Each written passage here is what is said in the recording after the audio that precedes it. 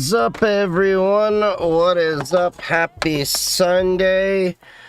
I just came back from GrrCon. If you haven't seen the posts, I will eventually make a YouTube video talking about it as well. And of course, it looks like my frames are dropping right now. Hooray! TikTok's always the culprit. Isn't that fun? Anyway, so yeah, I came back from GrrCon, which, if you're not aware, is the Midwest Cybersecurity Conference. A boy broke. What? Oh, a bot broke. What bot broke? But yeah, so, okay. Now the stream's coming back in quality. I don't know why it does it intermittently. I've been fighting with my ISPs for a while, and I know they're doing some network upgrades and all that yada yada yada, but it's still better than the last ISP we had, which was going to garbage almost every stream, every half hour on the hour, or every half hour on the half hour. It was bad. Anyway, I just came back from Michigan not too long ago. I went to GrrCon. It was my first time going there. I definitely have to say that is going to be a conference I try to attend every single year, because it did a really good job. Wait, Frosty Tools? Frosty Tools broke? I may have to check that.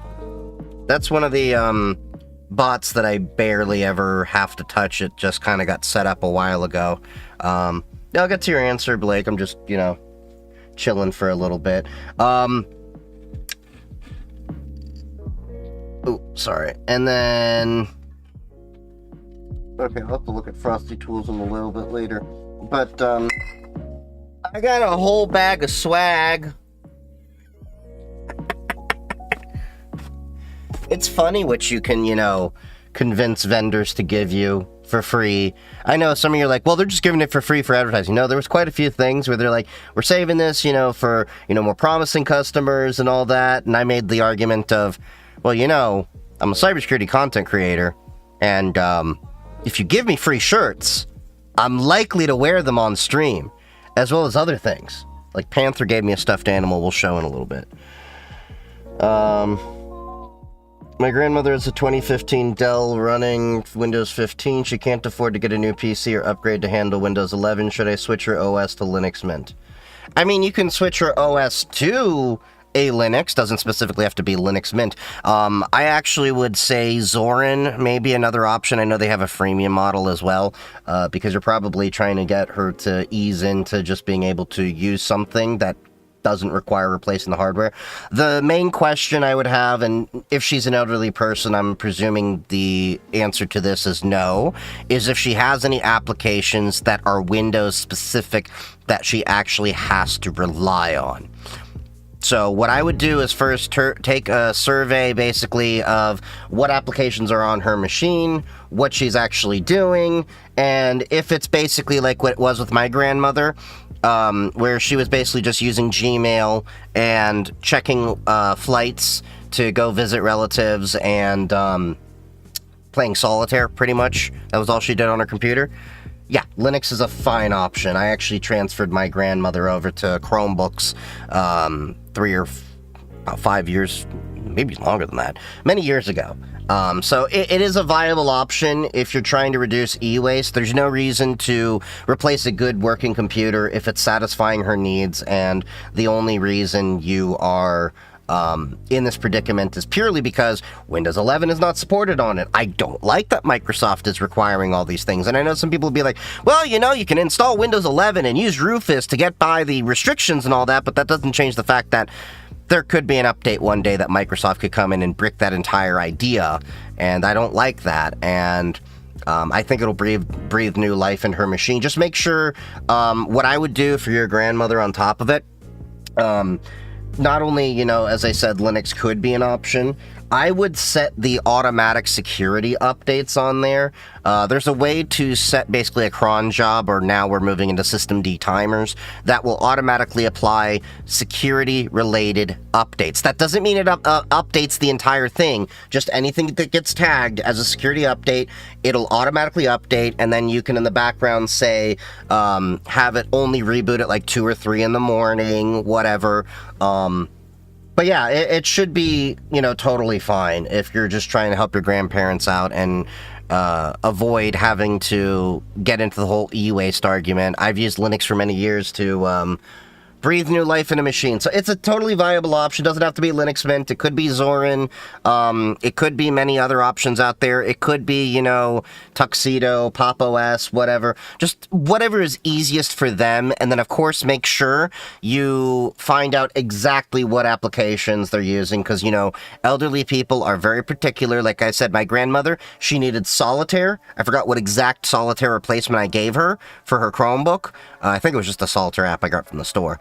And get her on Gmail, and then just showed her, the basic things. As far as it was like, I was like, okay, here's Chrome. You used Chrome before? There you go. So make sure you do hold their hand and try to automate the back end as much as possible, because you don't want them to mess up their system. The other thing I might recommend doing for an elderly person, since it's your grandparent, I'm going to presume that you're still willing to give tech support, things like that. What I would do is maybe make yourself an account on there that has sudo access, super user access under the sudoers, and then create her an account that doesn't have that ability to accidentally install something or anything like that.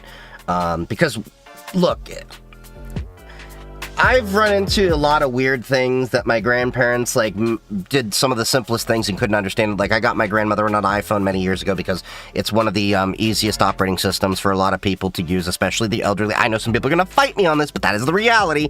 An iPhone is much easier for your average basic user to use when picking up a phone. And I know some of you are going to be like, well, Android's fine for me. Cool. Can you show me how your Android experience is going to be the same from one to the other? No. So the iPhone's pretty consistent there. And back to my point, what I was saying is that she messed up her iPhone, where I don't know how she did this.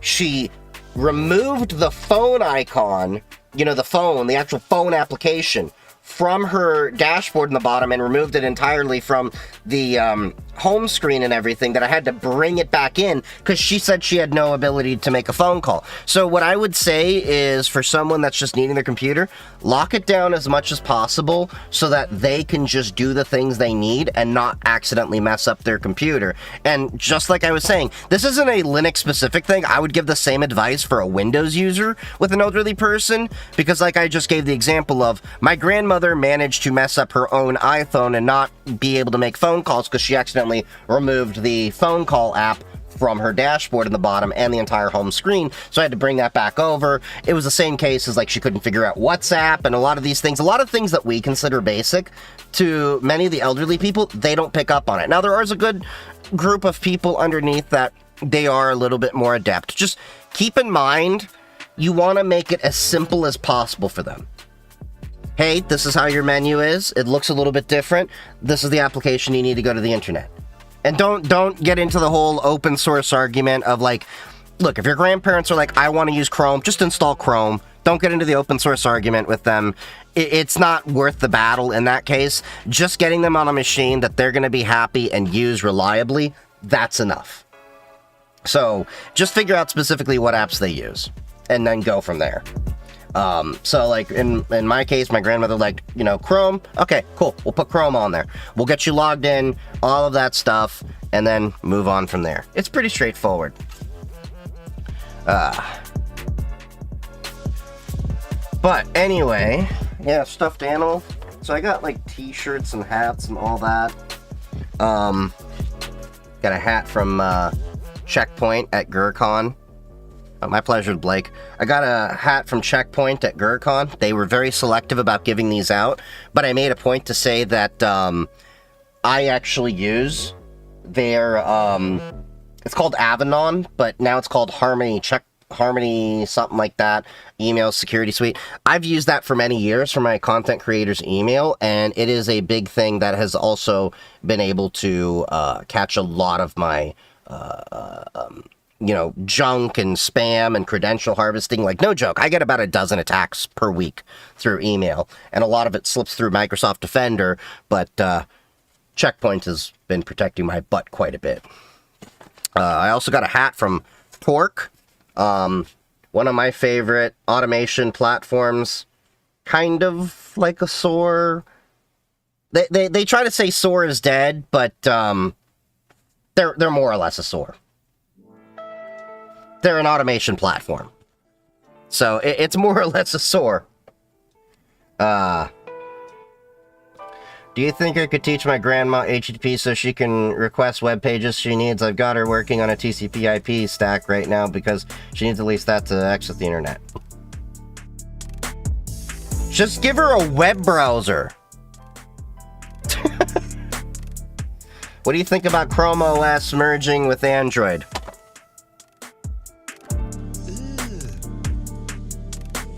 Brother, what's that? What's that, brother? That's how I feel about it. That's how I feel about Chrome OS and Android merging into each other. Here, probably should boost the volume on a lot of these sounds.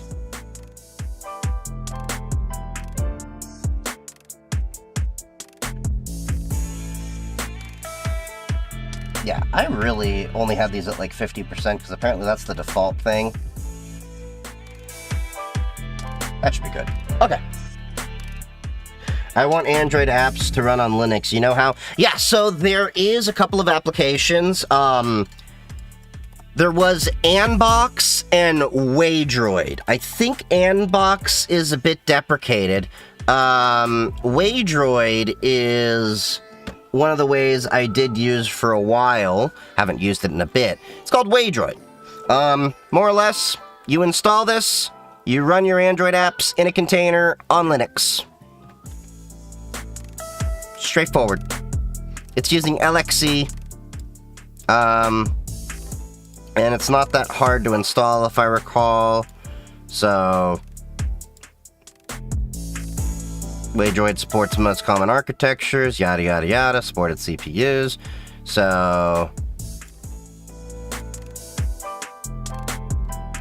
install instructions. So you got your different instructions over here. Fedora, DNF install, it's already in the repo there. So it looks like on Ubuntu and derivatives, you just have to add the repository here, and then install the Waydroid app. Yeah, I haven't used it in quite a while, so let me know what your results are with it. I just haven't seen the reason to install it. But that's just me. Is there a Flatpak? I'm not sure because it's running LXC containers, so that would be a Flatpak container inside a container. Let me check. Oh, flathub.org. Hey.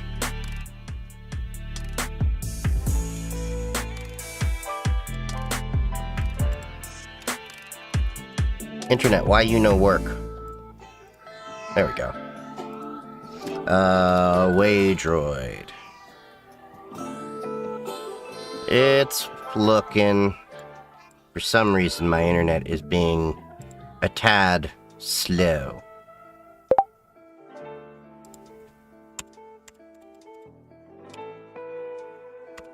Come on.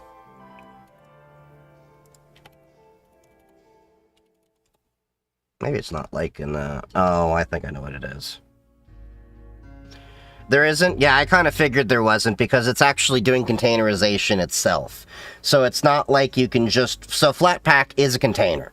And if it's running LXC, that's a container system with it. So you would basically have a rushing nesting doll approach, which you ideally don't want to do. So you would have a nested container system. Yeah, so Yeah, it's not in Flat Hub. I just checked. So, yeah, there goes that idea.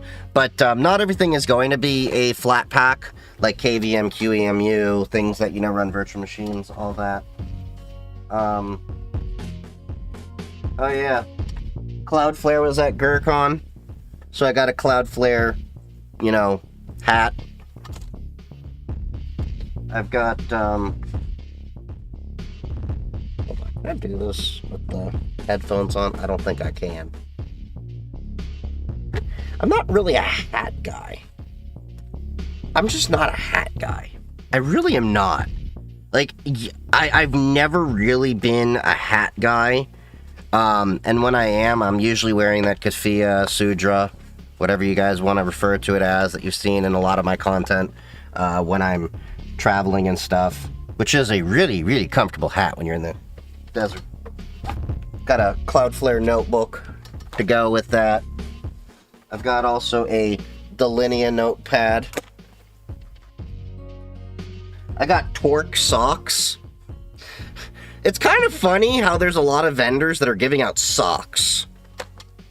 There's also some really good talks there too. Tenable bottle opener. Gonna be needing that. Gonna put that right by the Proofpoint Bluetooth speaker. I'm not paid for this. Oh yeah. And this is how they know their target market. Sentinel-1 wine stopper. You know I'm gonna need that. Put that right there on the wine glass. Let's see. We got a Go Hack Yourself t-shirt. I don't remember what vendor this was. Oh, Horizon 3. I actually like the fact that it's kind of like just hidden on the side rather than just plastered on the shirt. I like when vendors do that. Like, I don't need to go wear your stuff. There's a reason why I don't wear Versace or Louis Vuitton or stuff like that, besides the fact that it's outrageously priced. I don't feel like paying somebody exorbitant amounts of money to advertise your product. I've never understood that concept.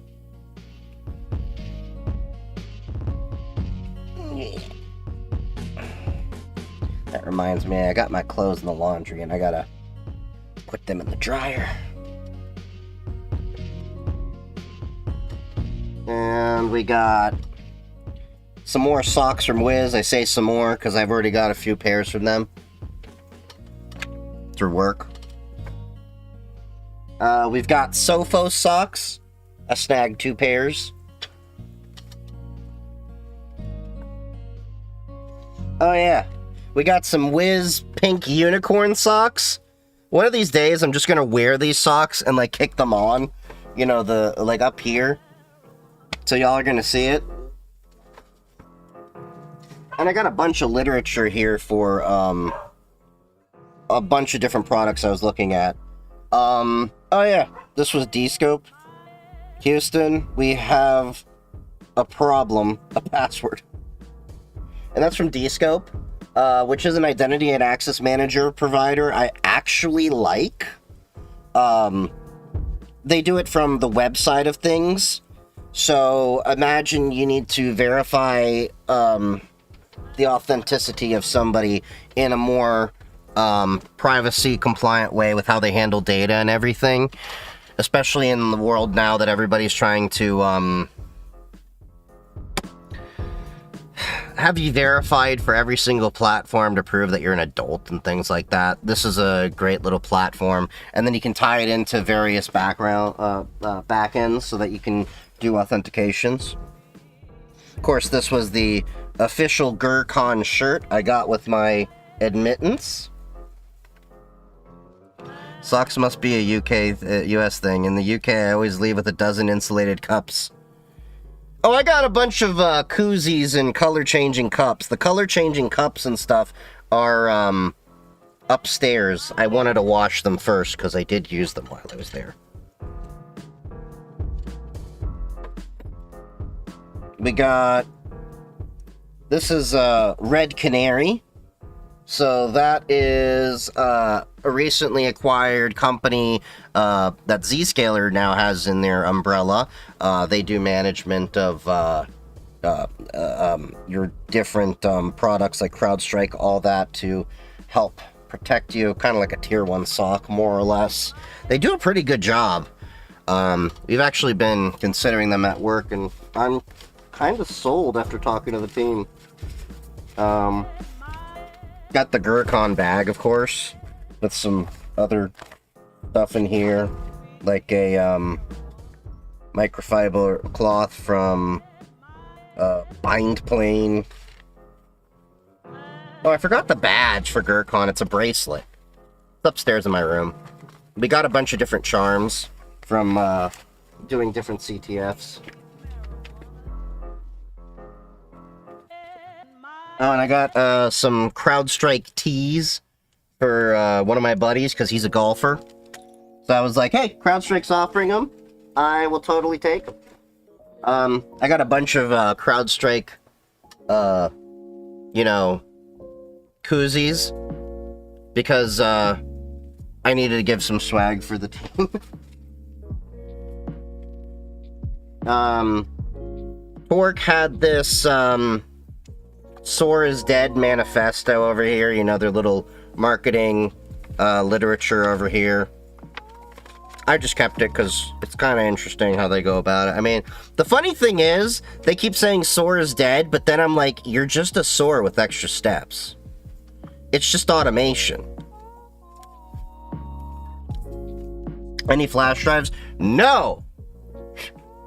The one thing you will not see given out by most people at a tech conference is a flash drive. You want to guess why?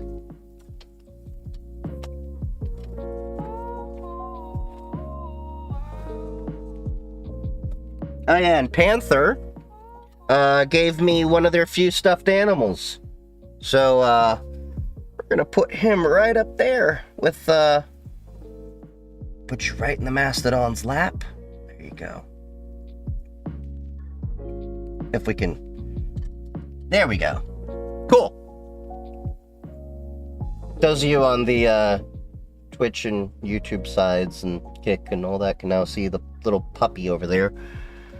I should probably adjust that. So we got the Panther dog, we got the CrowdSec llama, we got the Mastodon elephant, and then we got Detective Pikachu over there. Great.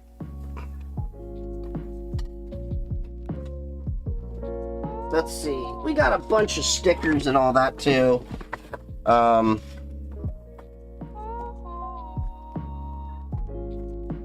a crap ton of stickers. Trying to see. Hold on. There was some other stuff in here where we go to the stickers. So I will say this. The sticker game inside of GrrCon, not quite to the level of DEF CON and B-sides. Was kind of let down there. I did drop a few hundred of my stickers, though, at the one sticker table that somebody put up. Hold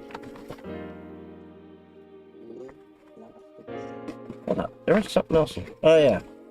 For my buddy that's also the golfer, I got him a Cloudflare divot repair tool for his golfing. So he's got CrowdStrike tees and a Cloudflare divot repair tool. We got a tenable yo-yo that lights up. We got a Torque keychain. They did have some nice keychains.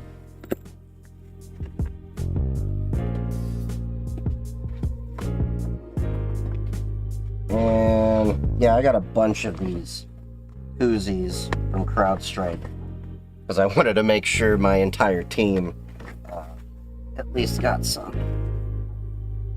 Some of these stickers I think were left in my backpack from when I was last there. I'm not burning Pikachu. So we got, yeah, a bunch of different literature out here. Most of the stickers, of course, have to do with vendors, so, there we go. CrowdStrike keychain. One of the interesting stickers I did get was this sticker. Somebody just handed me randomly because they saw my antennas. If you can't read it, it says, beyond this point, antenna go brrr. RF energy may exceed HRV values for human, non-human, and kind of human exposure. Refrain from touching anything glowing and turn around if you feel warm inside. Or not, I don't really care. So I am definitely putting that sticker up in the ham shack. But yeah, most of the stickers I think pretty much were oh yeah, there's a mix of stickers in here that I emptied out from my bag. But yeah, we got like Wiz stickers and some of these were actually left in from DEF CON. Sentinel 1, although somebody did give me this broke-ass Batman.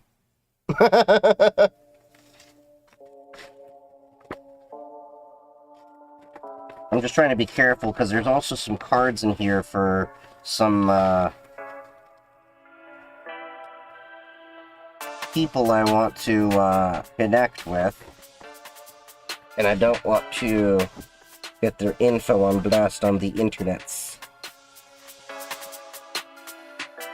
Oh yeah, Torque bumper stickers. Yeah, I got a little bag inside a bag here.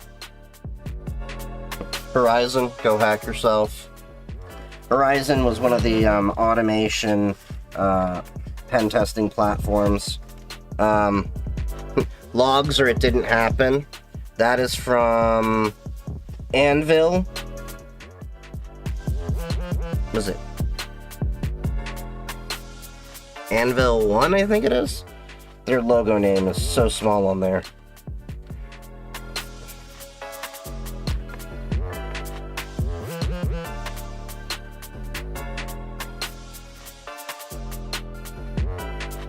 And let's see. Got a bunch of these logs or It Didn't Happen because I like that sticker. The official GrrCon, HackerCon sticker. I'm feeling a little woozy here, is what it says. Horizon 3. Horizon 3.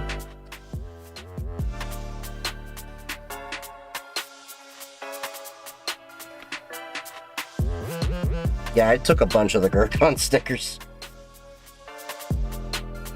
I will say Torque probably had the most stylish out of them all, because, you know, like, Okta just has, like, Okta.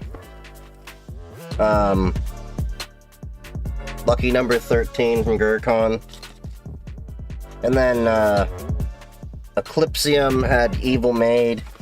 Yeah, there was, a good amount of swag there. Not quite Black Hat levels. And then, of course, you know, you've got your literature here. I got to turn over. So this is actually a cool piece of software. I got a few pieces over from Seraphic. So I think I talked to you guys many, many moons ago about the Island browser, which is a really great web browser for enterprises that actually can handle DLP and censor things on the fly. So imagine you're sharing your screen and there's some sensitive info and you're sharing that screen on Zoom. Island will automatically redact itself to Zoom. The problem with that is you have to use a dedicated Island browser.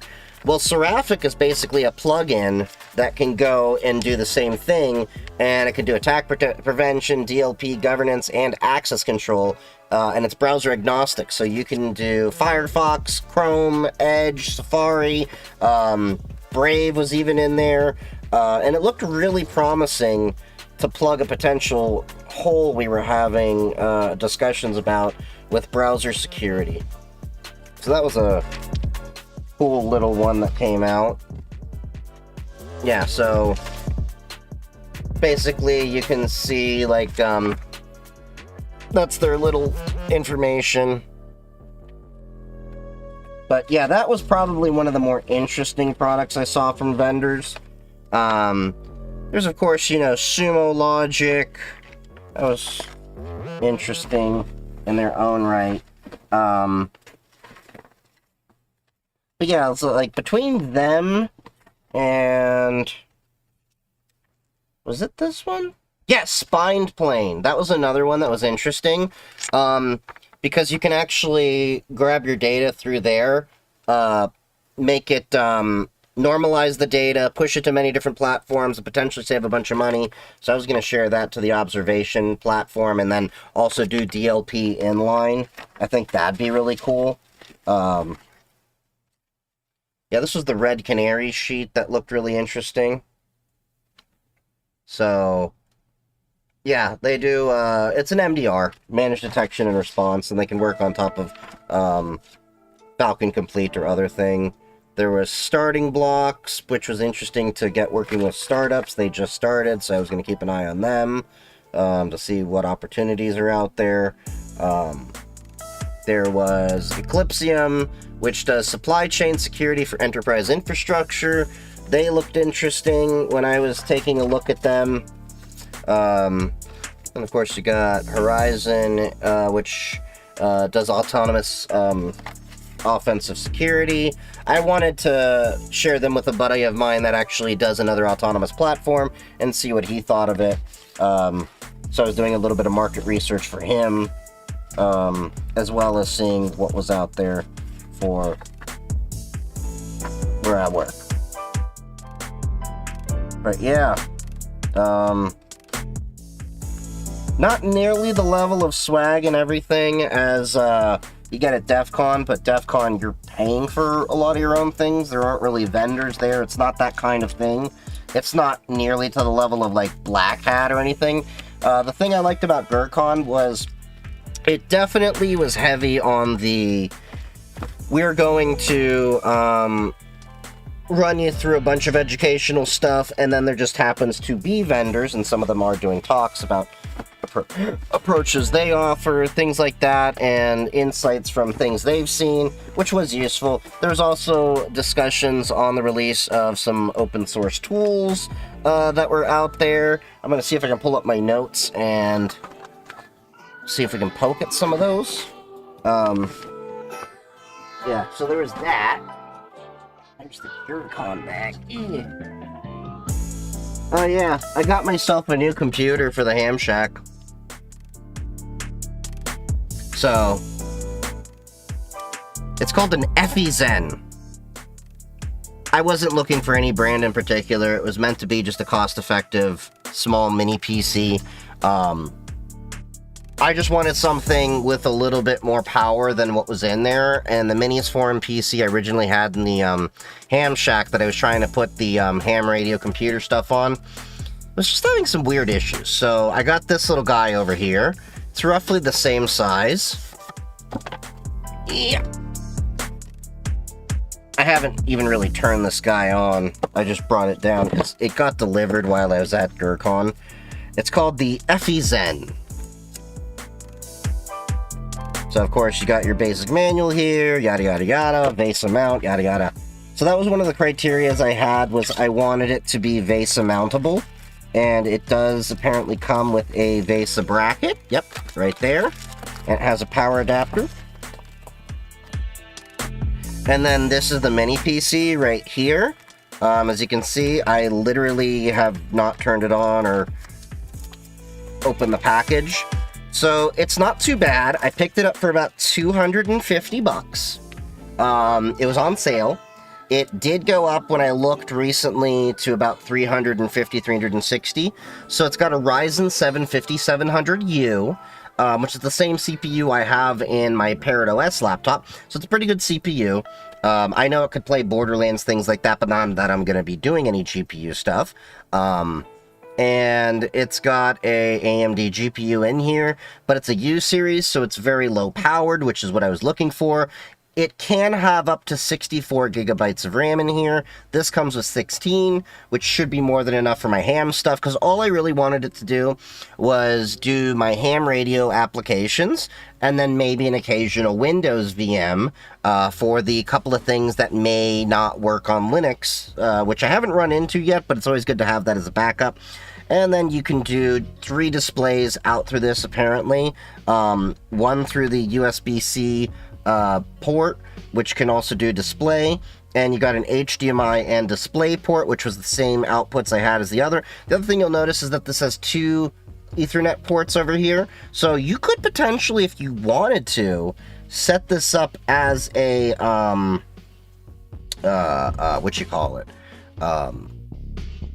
router. And then just pass VLAN tagging through it.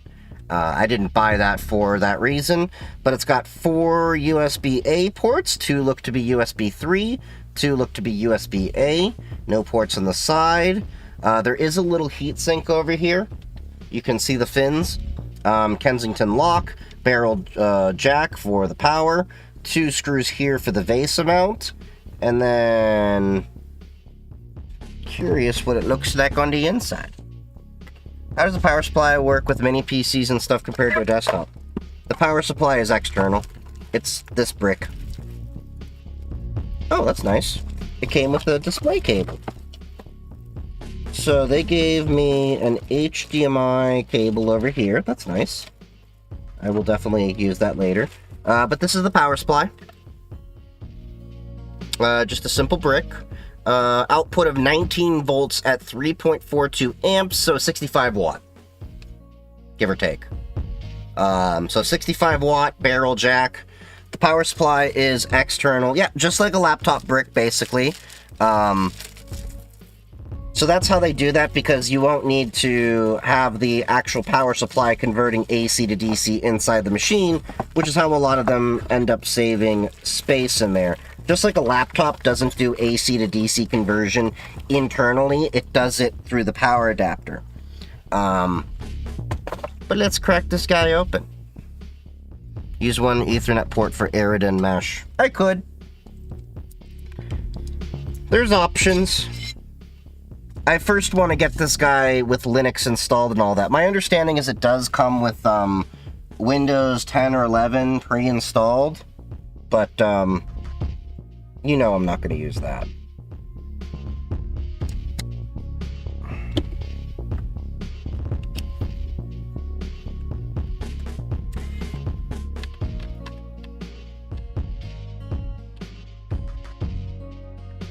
Okay, that's a little bit too wide. What Linux am I installing? I may do Pop OS. I may just stick with Ubuntu. Either way, this should be able to run it just fine. So let's pop this guy open so we can take a look. Now, of course, they do have more powerful units. The Ryzen 7 5700U is already overkill for what I'm doing with my ham stuff and everything. I will be completely honest.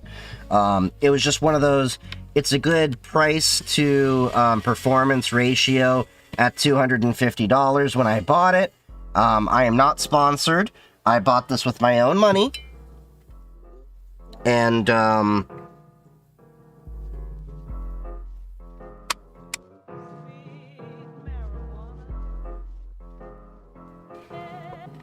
don't you love it when...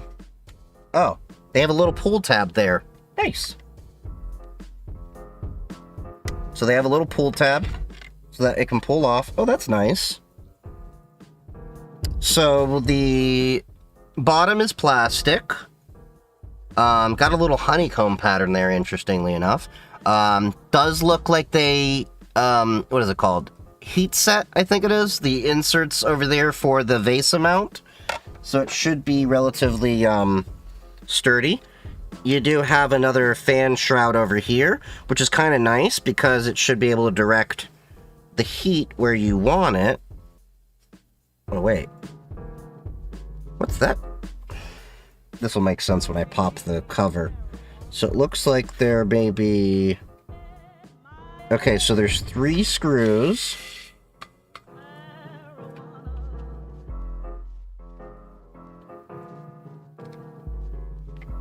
These are slightly different than the ones over there. You are going to need a little screwdriver that,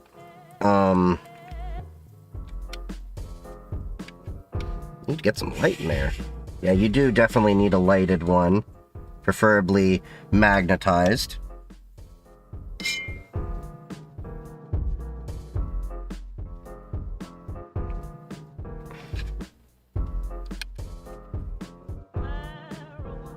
I'm just trying to see how serviceable this is, because if you need to replace the NVMe in here, as well as the memory, we're going to have to see what steps there are.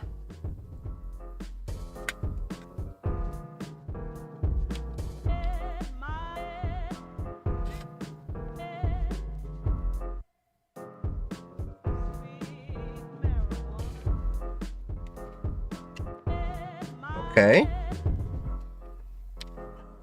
Looks like that just came out. There's just a little bit of... Oh, there we go. That's why. There was a thermal pad, and it does look like it is connected to a wire over here with this little fan. So... definitely a little inexpensive fan, but it does look like we can service this if it ever goes bad. That is a relatively thick thermal pad, I will say that. That thermal pad... let me see, where was it? Was that on the wire? That was on the Wi-Fi card. Interesting.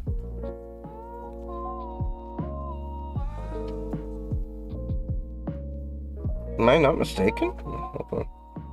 No, it just had like a little bit... no, it was actually on the controller part of the NVMe over here. So we have this M.2 2280 512 gigabyte NVMe 3.0 SSD from Hyrel. Some cheapo... yeah. Look, this isn't meant to be like a super high-end PC. Now, I was expecting this to have 2 8 gigabyte sticks, but it only has 1. So I may upgrade that. I'll debate whether I want to get a 16 or just put a match set of 2 16s in. Well,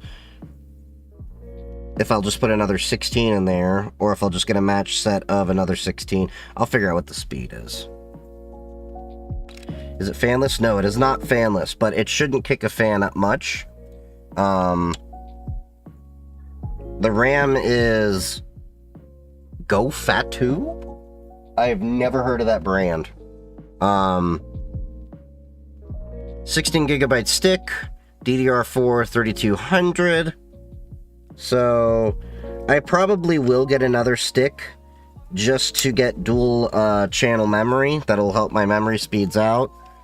The Wi-Fi card in here is an Intel AX 210. So it's not too bad. Looks like they got 2 antennas. I don't really want to pop off the board even further. Because this is probably as far as you're going to get for maintaining it. Now, what's interesting is there is a nice thermal pipe in here you can see. So if you look, I don't know if you can see it. You can, at the right angles, look and see there's some nice thermal pipe in there for the cooling. So it should, in theory, here, you can get a side view of that. Have decent cooling because it's got a 5700U, which if I remember is either 15 or 35 watts TDP. It's not a very, very hot CPU, which is part of the reason why I got it. I wanted something that I knew would be able to handle what I need to throw at it and be pretty low powered. Yeah, I think this will be a nice little setup here. I will have to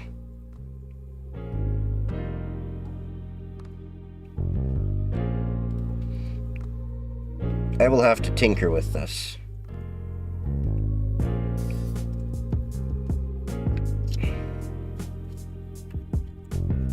Overall, a nice little cheap computer, I think. this feels like a weird combo of metal and plastic. So the little heat sink over here is definitely metal, where the thermal pad is attached and the fan goes through. But the rest of this stand is obviously plastic. I mean, it's a $250 mini PC. You're not expecting it to be, like, extremely high quality. But I think for what I got, it's a pretty good value. So now let's get this back in. Probably rebranded RAM. Yeah, you're probably right. It all looks like it's just, relatively cheap, stuff to get the price down. But I think for what I need it to do, since I'm not expecting it to be, like, a super performant box, it should be fine for what I need.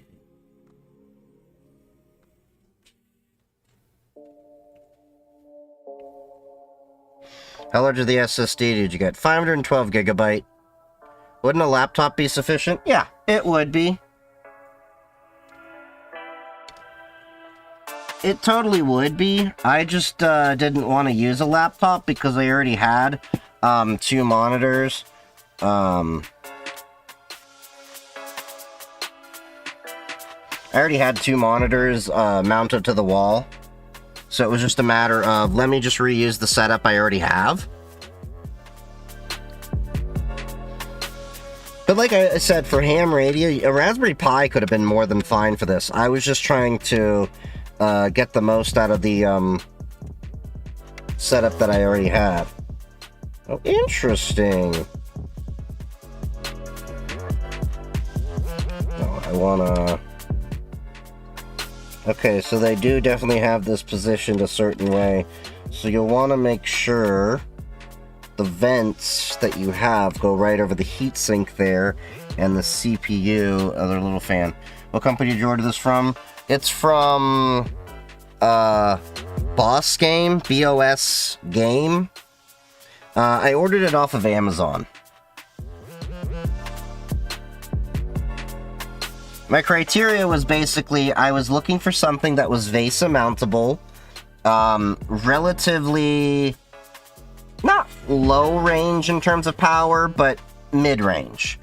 Because they also had Intel N97, N100, N150 options.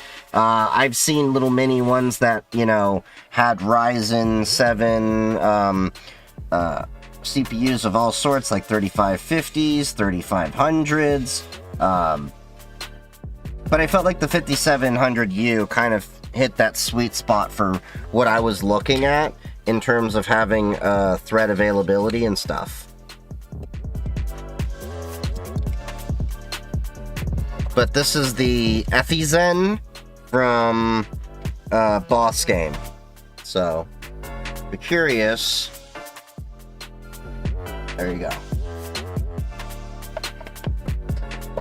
Now, I have not turned on or used this thing yet, so there will be a separate review coming in for that. I did like the fact that it came with an HDMI cable. You don't really see that much anymore. And Amazon can be hit or miss with technology, as you know.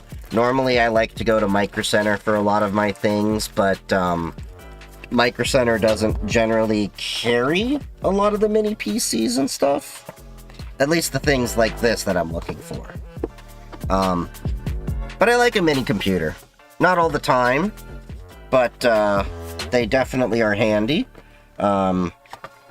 We still have to get my other mini computer back online at some point when I have some time, which is the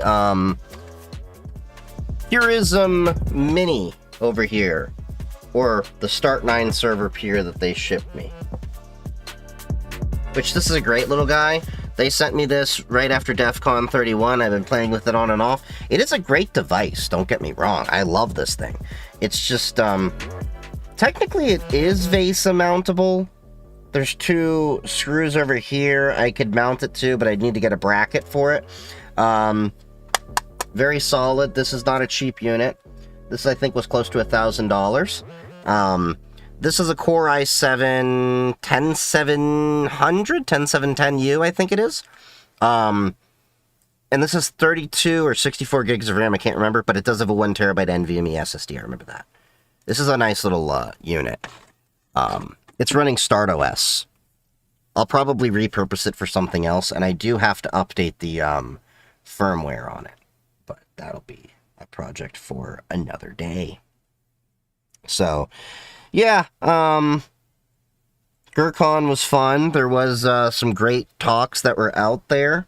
The one that I said was probably the best, and by best, I don't mean just of GrrCon. This was actually the best cybersecurity talk, period, of my entire career I have seen thus far, was hackers don't hack, they just log in.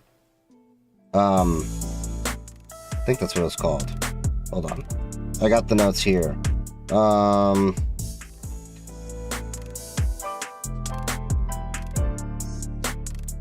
I can't remember where I put the title. It's on my Blue Sky and Mastodon, I know that.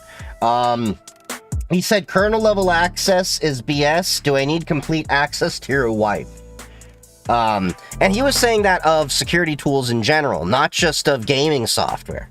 So he's taking the point that I make, which is, you know, no software should have kernel level access for entertainment, to the next step, and says security software shouldn't even have kernel level access.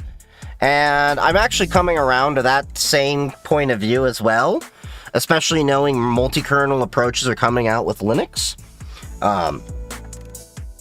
He also said nothing should be trusted. Trust is a human emotion. One of my favorite statements he had was, if you allow people to log in from their personal computers for their work, you are in the industry what we call fucked. Your thoughts on Discord customer service data breach, leaks your users' info, and scanned photo IDs? Yeah, it's a big problem. That's why I think that government as a whole needs to get out of the business of telling people that, oh yeah, we should have an online identity, and, you know, we should be requiring more checks and everything like that, because the problem is, there is almost no consumer-facing company that is a good steward of customer data. Almost none of them on the consumer side. They don't care about protecting your data. They care about collecting your data. And that is the problem with Discord. That is the problem with Google. That is the problem with everything. You take a consumer-facing company. They are collecting your data to make money off of your data. But they're not going to spend the money that they should be spending to protect your data. And when their data that they've collected on you gets leaked, oops, we're sorry. Maybe here's some credit monitoring software, but most of the time, nothing. It's really jank that data is collected all the time in this way. The other thing that this was Dr. Lewis DeWeaver that actually made this speech. He made another good point, which is quit blaming vendors for your problems, which I really agree with, because, you know, you can't rely on vendors to have fixes for all of your solutions. You have to primarily be the solution for your problems in your cybersecurity stack. And it's a cop-out to say, well, it's this vendor's fault because they didn't do X, Y, or Z. No, you should be, you know, looking at the stuff. He did make a funny point, which I'm actually going to start following. Make a list of all the jobs not hiring you because of some lack of certs or degrees, and when they get breached, laugh at them and remind them they didn't hire people and people actually qualified because you lacked some certs. I think that's a really great attitude that we should all start taking. Every job that you've applied for, write down that company and somewhere in like an Excel file or a text file or something, and make a note that if that company ever gets breached, call them out and say, this company didn't want to hire me because of their lack of they thought I had some lacking of certifications or degrees, or didn't even look at me, and they're hiring people because they're looking at check boxes rather than people that are actually good for cybersecurity. Because he made a point, and it's something I've agreed with, and I've said before. Certs don't matter. I only have one cert my entire career, and I didn't get it because, like, oh, I need to get this cert. I did it because it was fun to do with a coworker of mine to get my CISSP. I don't have a CCNA. I don't have a Security Plus. I don't have a Network Plus. I don't have an A Plus. I don't have any of that stuff. But I've been in the field for like 15 years at this point now. Has it been 15? Oh, God, I'm old. And I don't even have a bachelor's degree. I'm considering going back and getting a bachelor's degree, but that's a whole other discussion. Cybersecurity is seen as a cost with no measurable ROI. That's another thing he called out, is that, hold on, I think I put it in there.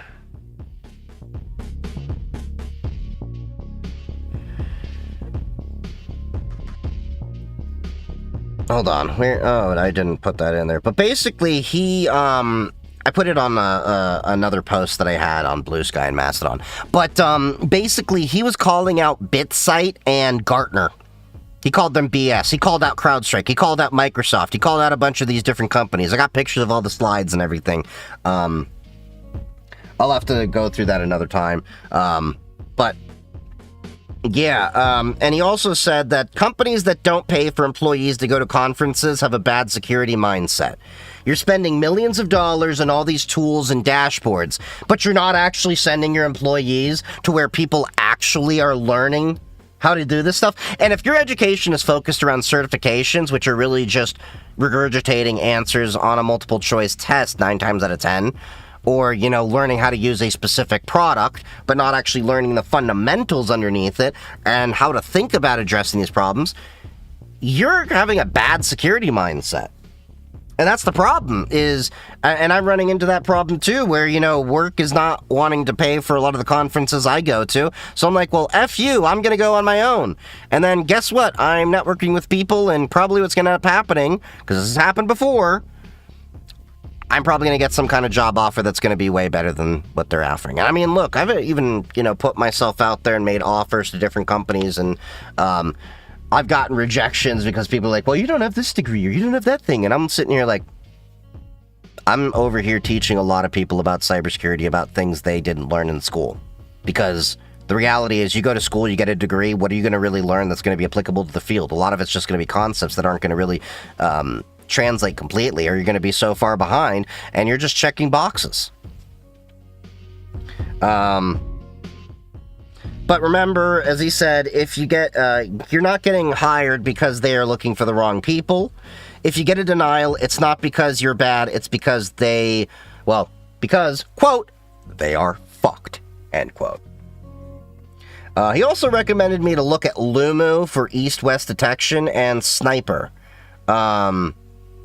So I'm going to be taking a look at those later.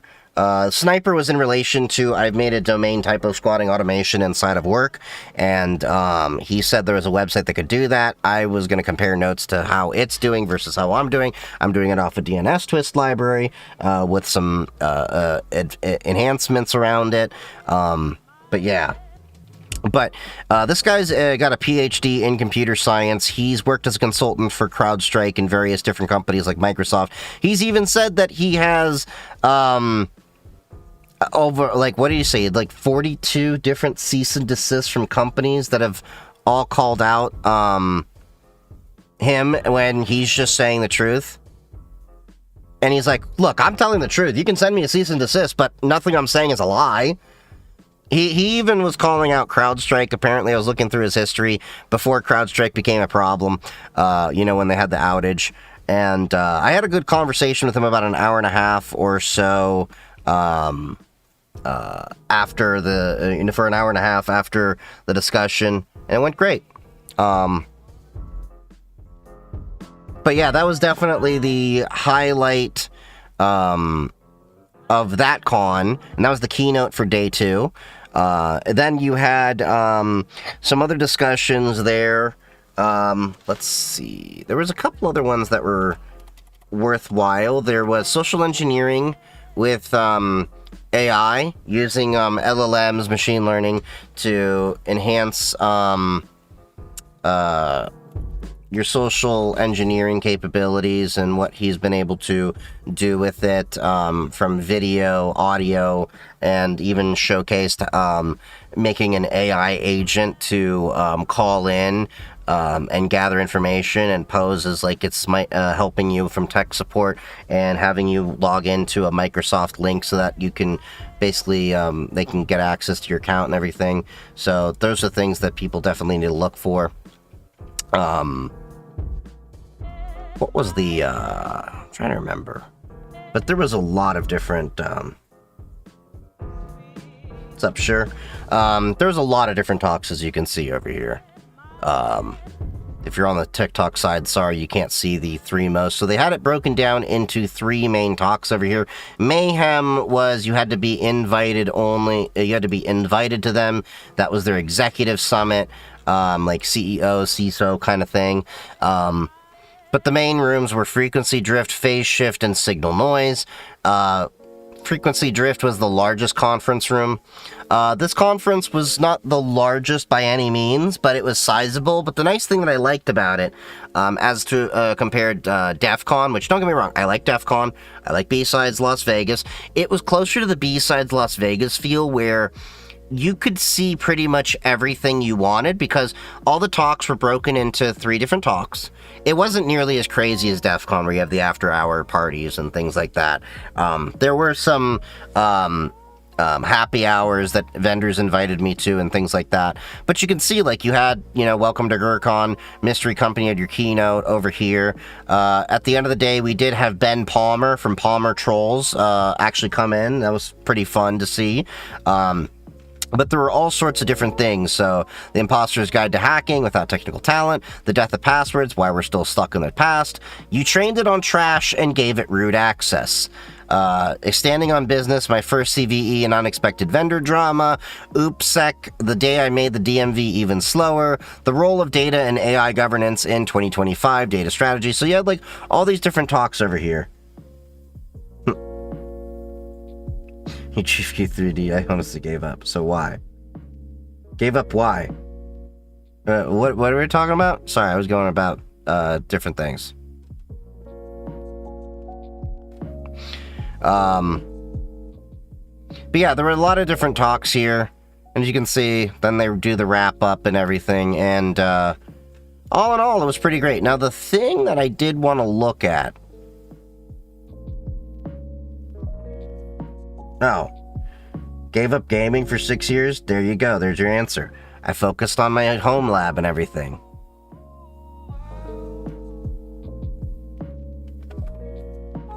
I do need to upgrade the description and everything. I don't know how I need to tell you more. I just worked on my home lab and my career and all that stuff, and trying to, make money instead of being addicted to games and just wasting my life at the time. They made GTA 3 run on a Dreamcast. You could do a lot with a Dreamcast. That thing was way more powerful than people realize. Where was it I was looking at that I was going to share with you? Social engineering with AI. Firewalls. Just context. Context is all you need. Building trust through rising from the answer. There was something over here that there was a guy that was sharing... Crack Track React. So this guy was sharing a few open source tools that he had developed for Active Directory password hardening and discovering, which is Bounty. He had, did they talk about the other tools in here? I might have to look at my notes. So he was releasing Bounty,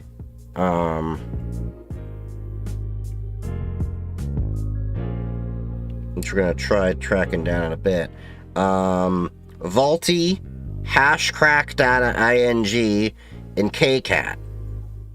So, let's see if I can find that one.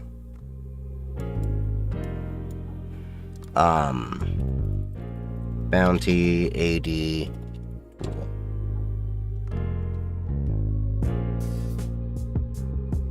Oh, there we are. I think this is it. Yep, that's a Kraken tech.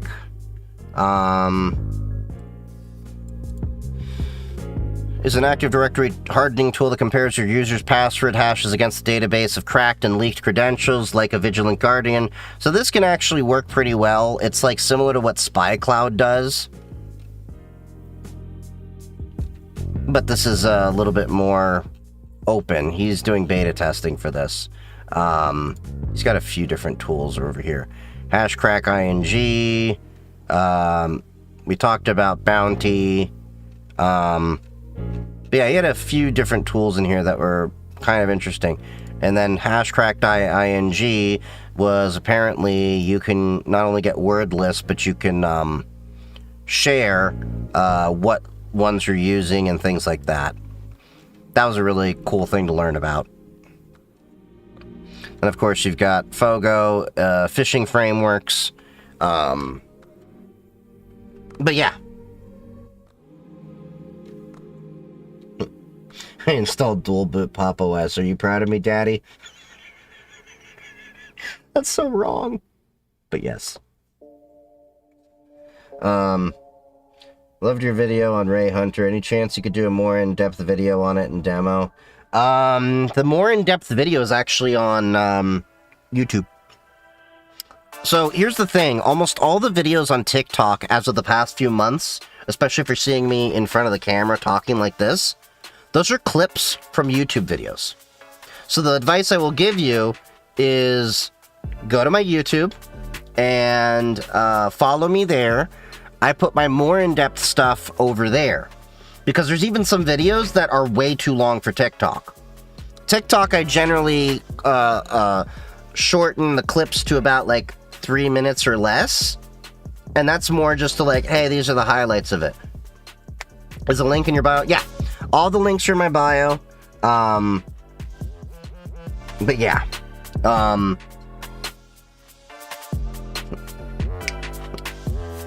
me say that your life revolves around work and hobbies. For the most part, yeah. I enjoy myself. I tinker. My hobbies became my work.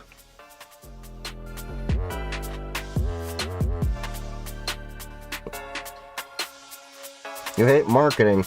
What marketing? I'm not marketing anything, except the products that I'm actually affiliated with, that I haven't mentioned any of those in the middle of the stream. This stream is brought to you by No, I'm kidding.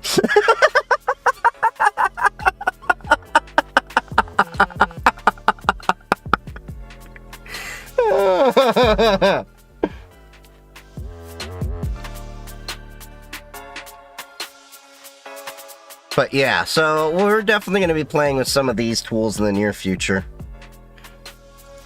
I definitely want to play with that rash cracking.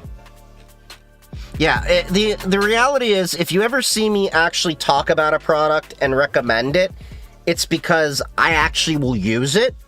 I've tried it. I've tested it. I like it. And if I'm ever paid for something, I'm always transparent about it.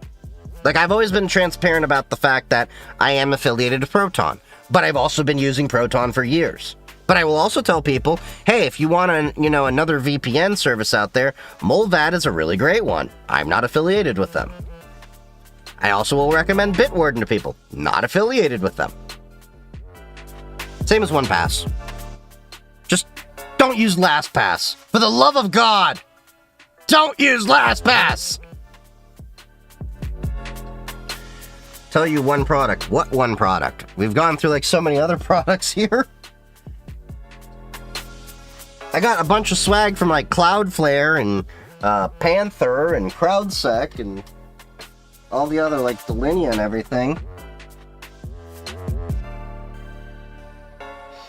Not that I'm actually affiliated with them. There are a lot of products I actually do like. What is an easy-to-use password manager that I can self-host for my corporate job? So here's the thing I would say. I would recommend self-hosting in most corporate cases. Here's the reason why. A lot of people think it's more, secure and or private to host your own instances. Not always. if you have a problem where it ends up you haven't maintained your system, you haven't set up your infrastructure securely, and it's one more thing to manage, as well as make sure you have continuous backups and everything. So I'm not saying no completely, but I feel like a lot of people overlook the basics of what you need for a password manager, because if you're running all of your passwords inside that system, and that system gets boned one day, I'm not saying like it's compromised, I'm saying like the data gets corrupt, a hardware issue happens, you know, think about all the possible failures you could have. The business, you know, could just have various different issues. The building you're hosting it in could catch on fire. You know, think of like any situation, and you have to go to the worst possible outcome and consider the backup, the business continuity and backup.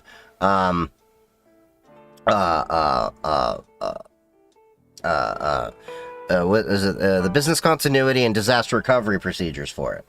So I'm not saying don't do it, but I'm saying in a corporate setting, you have to consider the CIA triad, which is confidentiality, integrity, and availability. And if you are at risk of having availability hit, that is a cyber issue in and of itself. So you can do, what is it called? Vault Warden, which I think is the bit warden that you can self-host. You can also do KeePass XE, which you can self-host, but you're going to be responsible for the backups for both of those systems. I've used KeePass XE for years. Vault Warden works okay. You can even, you know, throw Vault Warden on a small little computer to make sure you have backups. You can do an S3 backup regularly if you want. Just remember, whatever you're doing for your systems, make sure you follow the 3-2-1 backups rule, which is 3 different backups, 2 different mediums, and 1 of them off-site. Now, as far as a password manager for business, 1Password is a pretty good solution. Delinea, at a very, very high enterprise level, has a great privileged access manager, which is like a password manager on steroids. I don't know what size enterprise you have there, but that's where you would actually have that tied in. And the great thing about a privileged access manager is you can actually rotate the secrets inside the account controlled by that.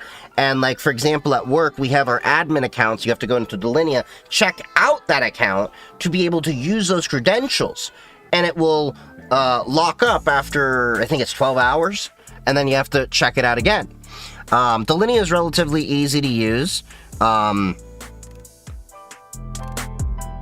So you have KeePass XE, you have Bitwarden, the Vault Warden. You have 1Pass. Proton Password Manager is another one for businesses, but that would I would be on the wall about that as far as their business, you know, plan. Which, don't get me wrong, it's a great product they have, but for the business side of things, I still find they lack an ability to do an identity provider for SSO via SAML, which I think is something you're going to want in a more business setting, which is where Delinea, 1Pass, Bitwarden, and I think even Vault Warden allow that capability to do, so that way you can use Microsoft Entra, Okta, Duo, Jump Cloud, or another IDP to be able to have your SSO set up. Hey, I'm new to Linux. I'm using Chrome for school required. But on my other ones, I want a lighter browser than Firefox with privacy and all that good stuff. What do you recommend? Firefox. Your really only choices when it comes to browsers, for the most part, are ones that are Chromium-based. That would be your Edge, your Chrome, your Chromium, your Firefox, your, did I mention Brave? Brave's Chromium-based. And then you got Firefox with the Quantum Engine. It used to be Gecko, but now they have the Quantum Engine. Those are really the two options you have, and that's really your only options. Now, there is another browser called Ladybird, and that isn't really completely out yet. It's still in development. But really, if you're talking about something you know that's going to be used by everything, then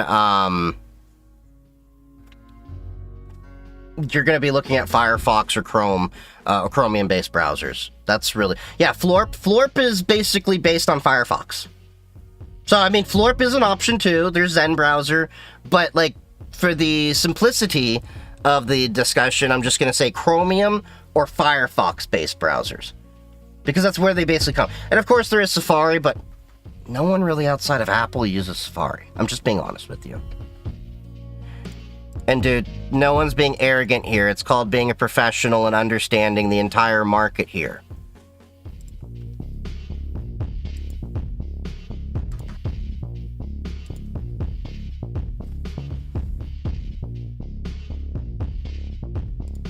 And my advice would be, if you don't like what I'm saying, you can scroll along. No, look, you're new. Don't need to apologize. You asked a question. And I'm more than glad to help you out. But in terms of like lightweight resource usage, all browsers really suck. I'm just going to be honest. They all suck. You can use a browser that's like text-based like W3M, but then the problem is because it doesn't work in JavaScript, a lot of websites aren't going to work with it. JavaScript is one of the biggest enemies that you have when it comes to web browsers because it's just made a lot of the capabilities of websites expand, but then it also has like ballooned a resource usage. Links is also great too, but same problem as W3M. So that means Chrome-based browsers are bad. I wouldn't say they're bad necessarily if we're talking from a resource standpoint. I didn't say Brave is bad. I just don't like Chromium-based browsers from the perspective of they primarily are from Google's, top-down control on things. So Google has a lot more direction and control on how things actually are managed inside the Chromium engine. Now, I don't know specifically about their licensing, but they can fork it. I know Brave has forked the Chromium engine to use it. The problem that I have with Chromium is similar to how a lot of people don't remember this. The Internet Explorer 5 and 6 days. Internet Explorer had a monopoly for many years. And it was holding the internet back for so many years while Netscape was battling them. Eventually Netscape, long story short, open sourced, became Mozilla Firefox. So if you're wondering what happened to Netscape Navigator, it became Mozilla Firefox. There's a few steps in between it. We're not going to go through the whole history there. But Firefox broke the monopoly that Microsoft was creating because back in the day, a lot of websites used to require this technology called ActiveX. I probably just gave a bunch of developers that have remembered that the 1,000-yard PTSD stare. So, yeah, So the problem that I have is basically Google is doing the same thing that Microsoft was doing back in the day, which the Department of Justice, they actually said this in their antitrust case against Microsoft. Embrace, extend, extinguish. Microsoft would embrace a technology, they would extend its capabilities so that you would rely on their version of the product, and then they would extinguish either the product or the competition. Think about everything Microsoft has done for as long as you can remember. Oh, look, we have Microsoft Xbox. We're going to embrace gaming. We're going to extend it with the Microsoft Game Pass. We're going to buy up all these different studios. We're going to get more involved in the gaming. And now they've been extinguishing a bunch of those studios. And they've also been trying to, extinguish a lot of their competition. And you've seen a lot of people are having pushback now because of the way they approach the Microsoft Game Pass. I think, what was it? They just jacked up their prices or something like that. I have never been that much of a fan of the Game Pass. Let me make this very clear. The idea of it makes a lot of sense.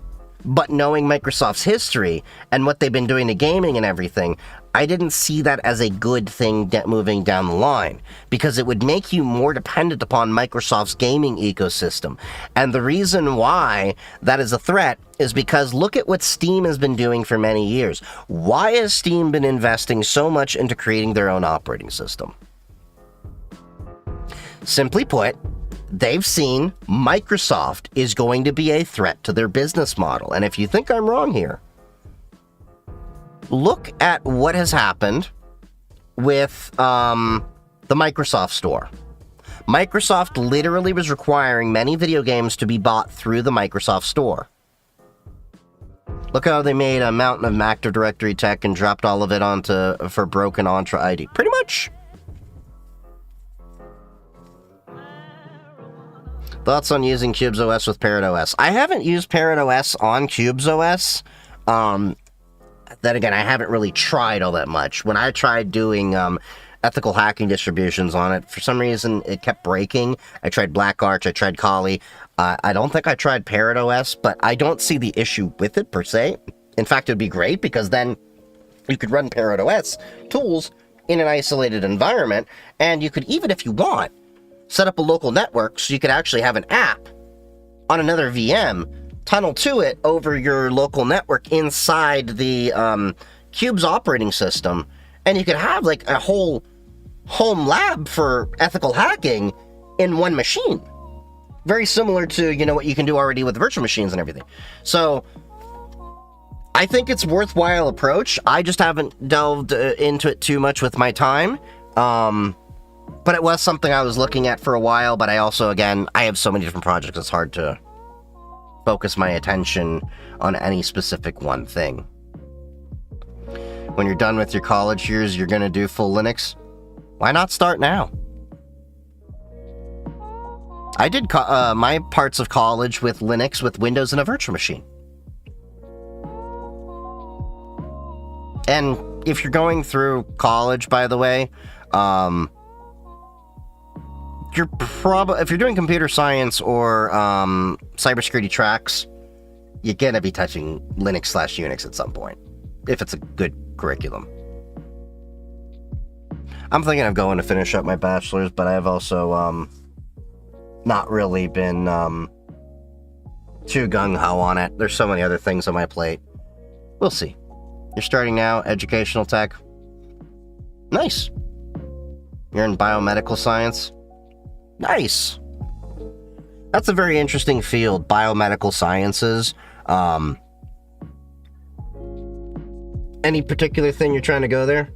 Do I have certifications? I have one. I have the CISSP.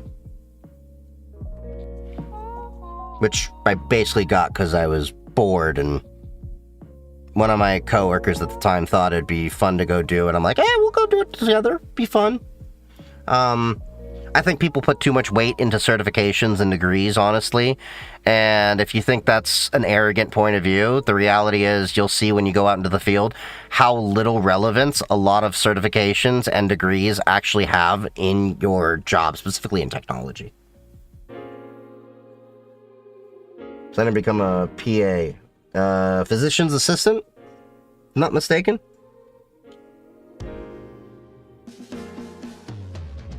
But yeah, what I was saying is, in a lot of IT and cybersecurity, a lot of the degrees and certifications, I think HR and a lot of even C-suite and all that lean too much into thinking they actually bring value, when I've met a lot of people that don't know their ass from a TCP packet in the ground. You know, we've all met people that, or you will meet people in the IT and cybersecurity field that can like rattle off a bunch of acronyms. Oh, I got CHOSCP, CISSP, CCSP, CCNA, all that, and then can't do crap when it comes to actually being in the field. I've seen it firsthand. I've seen a person that came out of the field with a master's in computer science and cybersecurity, on their first day of the job, or first week, I asked them, all right, so open up PowerShell, and they started looking through the octatiles. I literally had to get up and walk away because the facepalm that I did was so hard. You went through 5 years, or I think that's 5 years of masters, and you don't know what PowerShell is. And the amount of people that go through computer science and cybersecurity degrees and haven't used what I consider basic tools that you're going to use every day in this field is just shocking to me.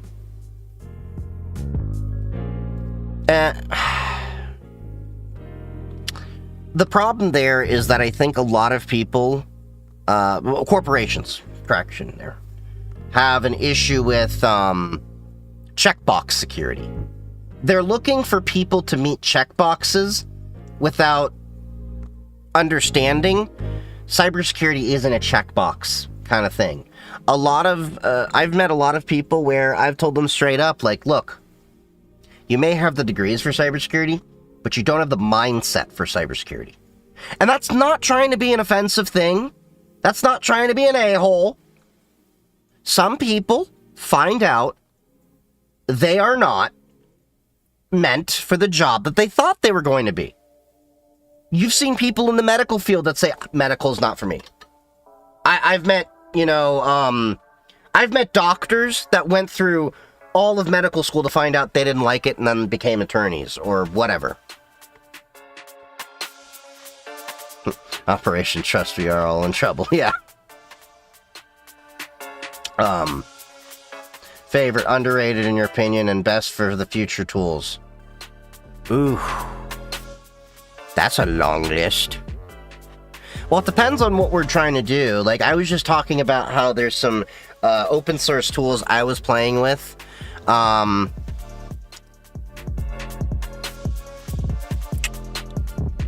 guess in my field, I'd say in terms of cybersecurity, not quite enough people probably understand their way around Python and terraforming. The infrastructure as code side of things is, I think, very beneficial. That's what I would say. Because I notice very few people in cybersecurity actually programmatically create their resources, and Terraform allows you to have reproducibility, or specifically not Terraform, but what is it? OpenTofu is the open source equivalent, because Terraform is it's free unless you're a large enterprise, whereas OpenTofu is completely open sourced, and right now the syntax is 1-to-1.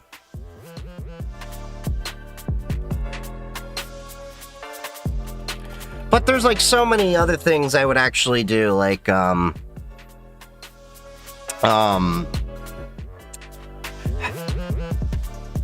understanding FreeBSD. I don't think enough people actually tinker with FreeBSD in the cybersecurity side, because if you can actually build things in FreeBSD and then jail it inside of FreeBSD, you could do some pretty fun things. Zscaler is like one of the few vendors I've seen that actually reliably uses FreeBSD in a lot of their projects. Of course, there's other BSDs like NetBSD and other things like that that are great too. You have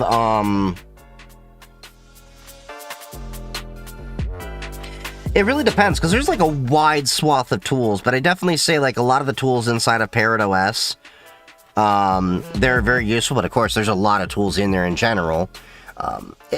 It's a really broad question to say, like,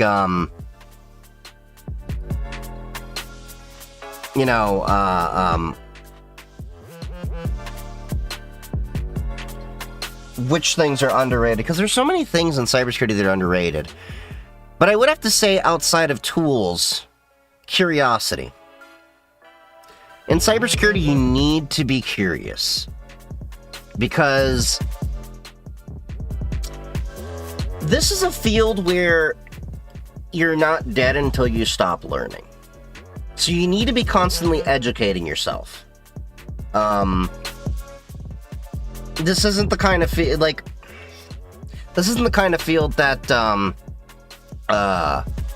You can just go in 9 to 5, be done with your day. A lot of people have gotten upset at me before they're actually in the field, but finally understand what I say. You're going to probably need to spend 10 to 20 hours per week on top of what you're doing at work to educate yourself.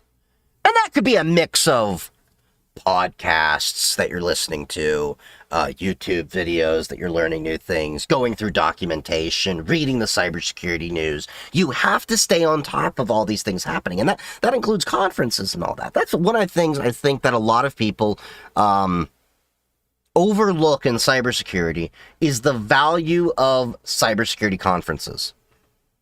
I learn more hanging out with people in local DEF CON groups, B-sides, and other, events from those things, as well as the interesting talks that happen. And a lot of those talks happen to be online as well, but, yeah. Have a good night, Love Illuminates. You get the hay. But yeah, if you're the type that wants to constantly educate yourself, cybersecurity is a field that you should definitely consider. And some people would say, well, a lot of other jobs don't do that. Well, there's a difference between a job and a career, as I've, tried to tell people. Lawyers have to do continuing education. Doctors have to do a continuing education. A lot of professional careers require continual education. Even when you're an electrician, by the way. The National Electrical Code, the codes that you have to follow, at least in the USA, I'm sure in the EU or elsewhere they have codes as well, they change about every 3 or 4 years. You still have to learn new things, maybe not at the frequency of, say, cybersecurity, or being a doctor, or in the medical field, or, in the legal field. But you do have to constantly stay up on top of these things. And cybersecurity, on top of, the differences in just IT, where IT, you still have to have continual education too. Cybersecurity, we have to constantly keep an eye out for legal changes. For example, just within the matter of my career, I started out with, you really only need to know HIPAA. Oh, but now Barack Obama signed in high-tech, so now there's minimum standards we have to have in the medical field. Oh, but now Europe has GDPR. Now they're pushing NIS too. And then in China, you have PIPL. In South Africa, you have POPIA. On Canada, you have PIPEDA.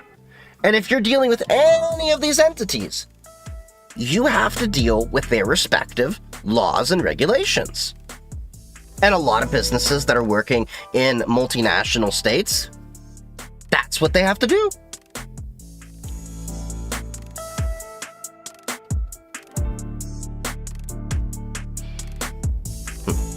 You did especially use some more advanced terminal. My allergies are killing me again. Doctor of Education here and psychologist, so I have to keep learning. That's correct. Yep.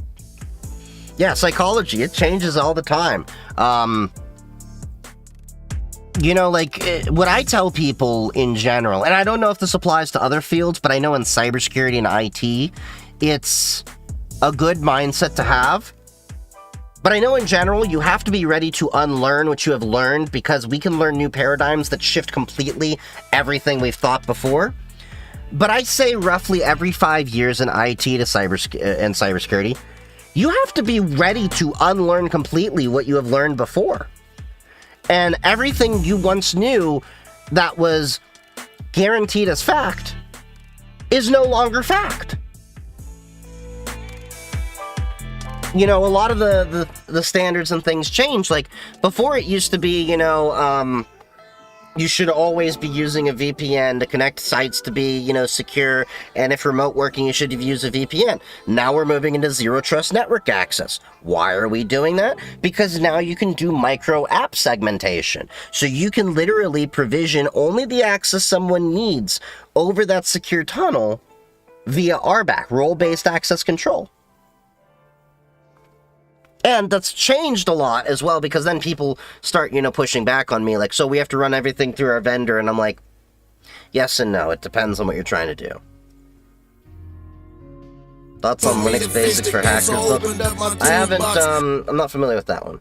Thank you for the follow, Cadet WS, Kadut. Thank you. And all-in-one books for Pythons. So I haven't actually read any of those books. Here's why. I'm more of a project-based learner. I'm not saying they're bad. Let me make that very clear. I'm not saying they're bad. Everyone learns differently. But what I am saying is, I need to give myself a project to learn how to do something. So when I taught myself Python, it was a mix of ChatGPT 3.5, which was horrible and made bad code. But honestly, the fact that it made bad code was part of the reason why I learned, because it's easier to troubleshoot and learn from bad code. And there was a mix of a couple mentors I had along the way about how to do better code practices and comment and, modularize code, things like that. And that's how I also learned Terraform, through, project-based learning and creating lambdas and EC2s that were scaled up with user init scripts to run the things and all of that. Yeah. Block port 53 instead of secure DNS. I mean, I kind of already do that on mine. I do DNS over TLS. And everything's over port... No. Yeah, DNS over TLS, so I think it's, 853? I always get confused. DNS over... Wait, hold on. DNS over HTTPS, I think, is 443. DNS over TLS, I think, is 853. I think. What about Cranium ChatGPT? I haven't... I'm not familiar with that one. But I do know that when I started doing teaching myself Python, that was back when ChatGPT port 3.5 was out. And okay, yeah, 443 is HTTPS. Okay, I was right. I know they end up doing the same thing basically at the end of the day, but it just always, for some reason in my mind, I always have to double second guess whatever I've said. But thank you, Shiraz.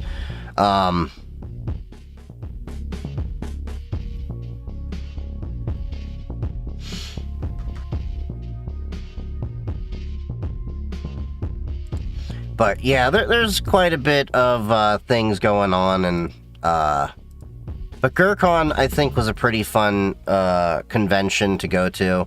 I definitely am going to keep that in my back pocket moving forward. Looking forward to going again. Like I said, I had the Dr. Louis DeWeaver had the best cybersecurity talk that I've ever seen in my entire career. What did you... Oh, is that you're working on a project, Shiraz? Sorry, I got ADHD squirreled. I can see it on the chat. So what's your project? Sorry, I totally squirreled. Did you go to Falcon? No. Because my stupid employer doesn't think that I should go to a stupid work-related conference. I've had to pay my way for all of my own conferences this entire year. I had to fight for just getting, actually, one of the conferences paid for by work. And you want to hear the dumbest thing? Who is the engineer managing all the CrowdStrike stuff at my work?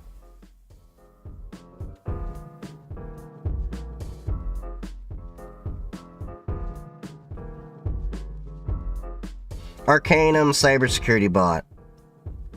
I think I have their sticker. Yeah, I saw Arcanum. I think they were at a B-Sides I attended. Yeah, let me put it this way. Falcon is not a conference that has been on my high list that I would personally want to attend, but I would want work to send me to so I can learn things more about the work-related stuff.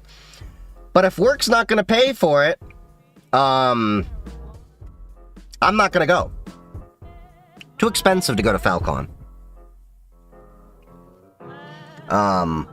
The same way as Black Hat. I have no intention whatsoever of ever attending Black Hat. everyone I know of that has gone to Black Hat, and this isn't just like, oh, 1, 2, 3. I've heard this from 24 people. They tell me, don't go to Black Hat. It's basically you're just going to get sold a bunch of vendors and BS, and they'll get like 40 or 50 shirts maybe, you know, there. What about DEF CON? Oh, DEF CON. I've gone 3 years in a row, and I plan to go back next year. DEF CON's fine. B-sides are fine. There's various B-sides in different cities.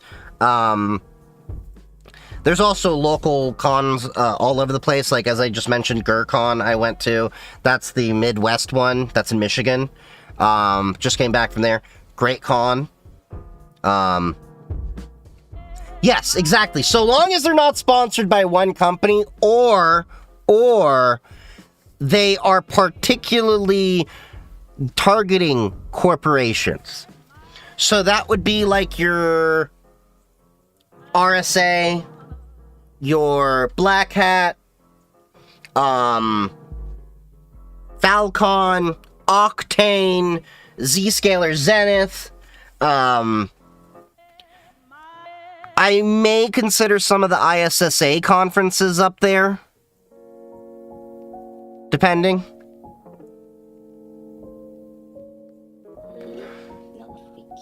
Yeah, I mean, you'll definitely learn things from those cons, but you have to go with the mindset of they're trying to sell you more products.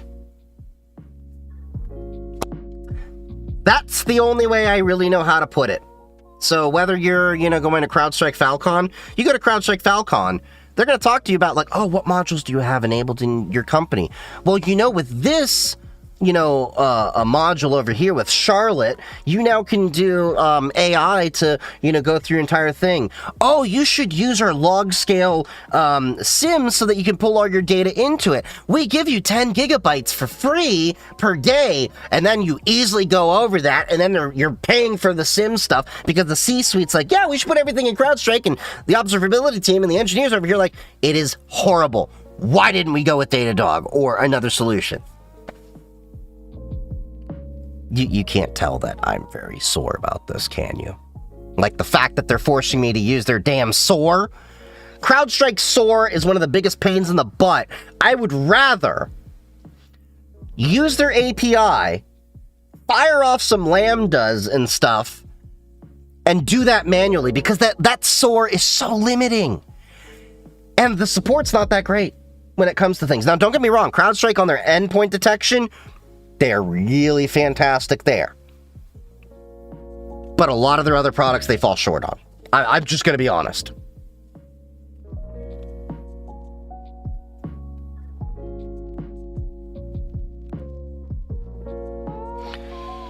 Yeah, use our agentic AI. Yeah, now everyone and their mom is throwing in an agentic AI for you to use with your model context protocol. And they're not even doing it right. Like, CrowdStrike needs to, pick an axe head, go full bore into it, and then move on to another project. On their SOAR, I found issues where I couldn't get CrowdStrike. The Jira integration is so half-baked. You can only make cards, not incidents. The Datadog integration was broken to the point we can't even get it working on the SOAR. Yeah, it's you can tell this is a sore spot for me.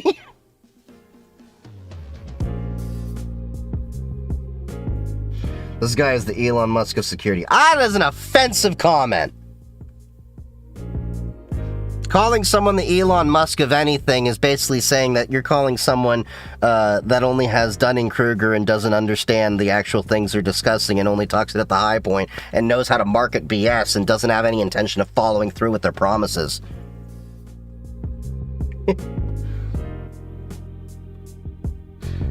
Although I do know a few people that actually are working at Tesla. Lou Guerrero, thank you for the follow. Remote cybersecurity jobs, is that still a thing? Yes. They are hard to come by, though. Most cybersecurity remote jobs that I find tend to be in a more senior level. These days, at least. During COVID, it was all the rage. Everywhere. I had a few.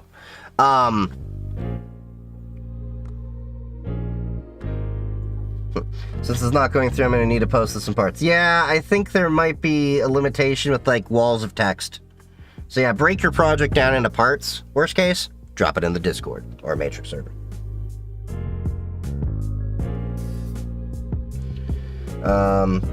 Oh, thank you, I don't know how to say your name, P4R Parasite, or whatever. P4R4 Site 3 Gaming. Thank you for the compliment.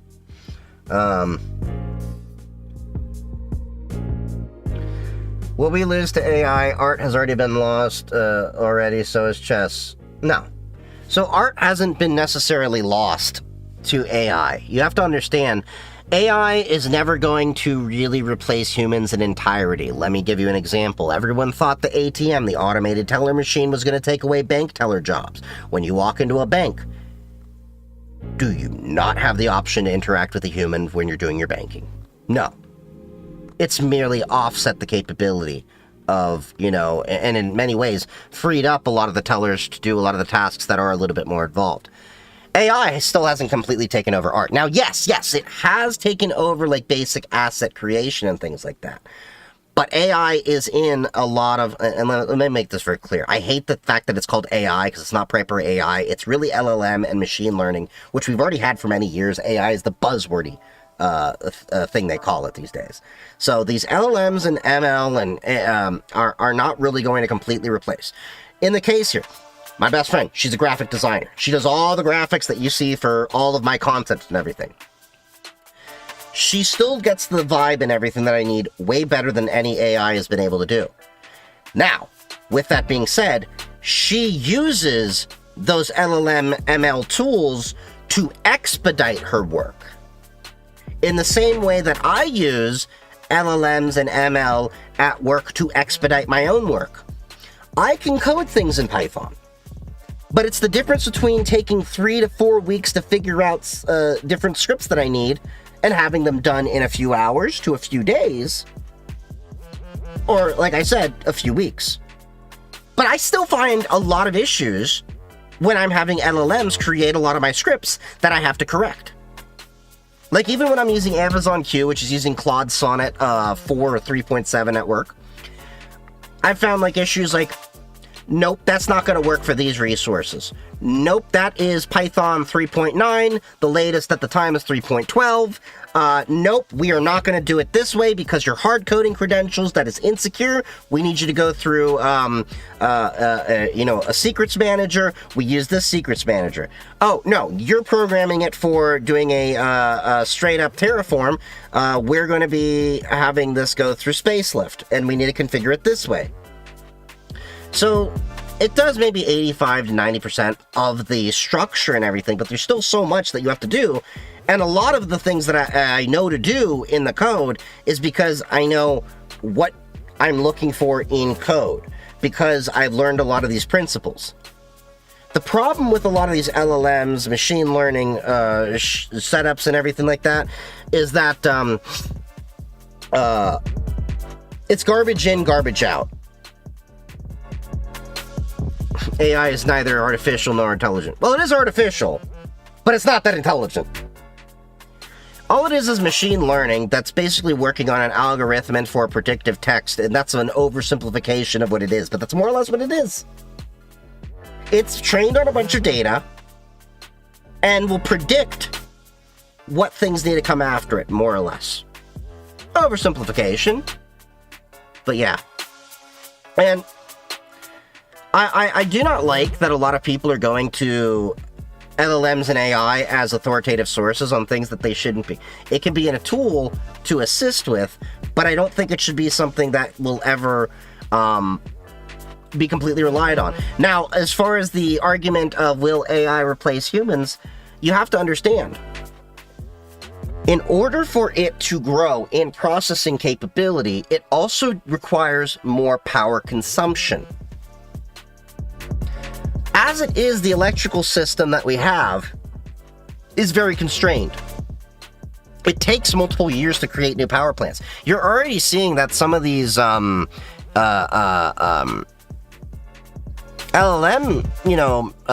providers are literally looking at getting permission to create their own nuclear plants for nuclear energy.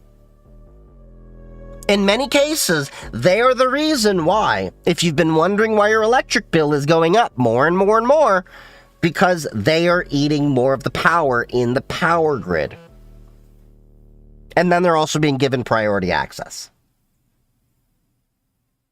So, I don't think that AI or LLM is going to completely replace people the way they think it is, because it's going to require massive amounts of energy that we just can't support at this time.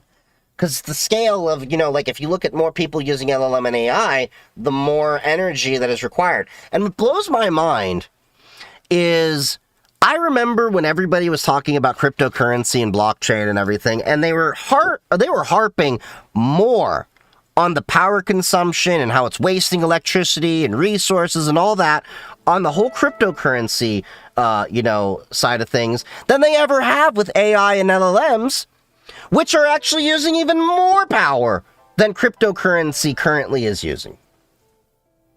And it's only going to get worse. You can't beat a chess engine, you can't beat LLM machine learning AI. Well, the problem is when you're talking about chess, you're talking about a system that also has a system that has a limited amount of movements in a two-dimensional plane.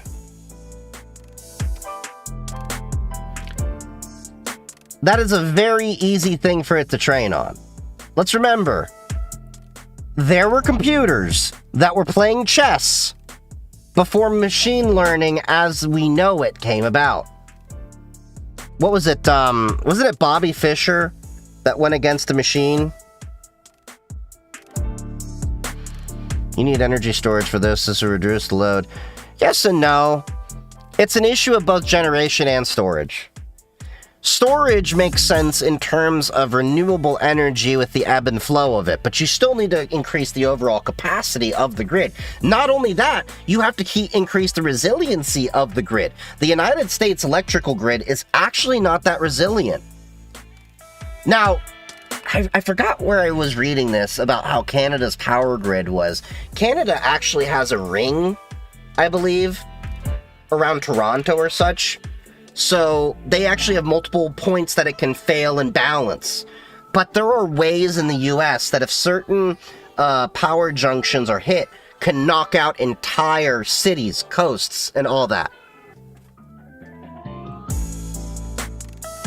Nuclear only works with storage for surge times. That's what also makes it more resilient. Yeah, but we would also need to get the mindset of people to move away from thinking that nuclear energy is as unsafe as they think it is. Because nuclear energy is actually a really safe alternative. Yeah, I know everyone thinks about nuclear meltdowns, but if given proper oversight and control of systems with the modern systems we have, it's not that much of a problem. And also, in the US, from what I understood, we aren't able to recycle our nuclear fuel, whereas in France, they are.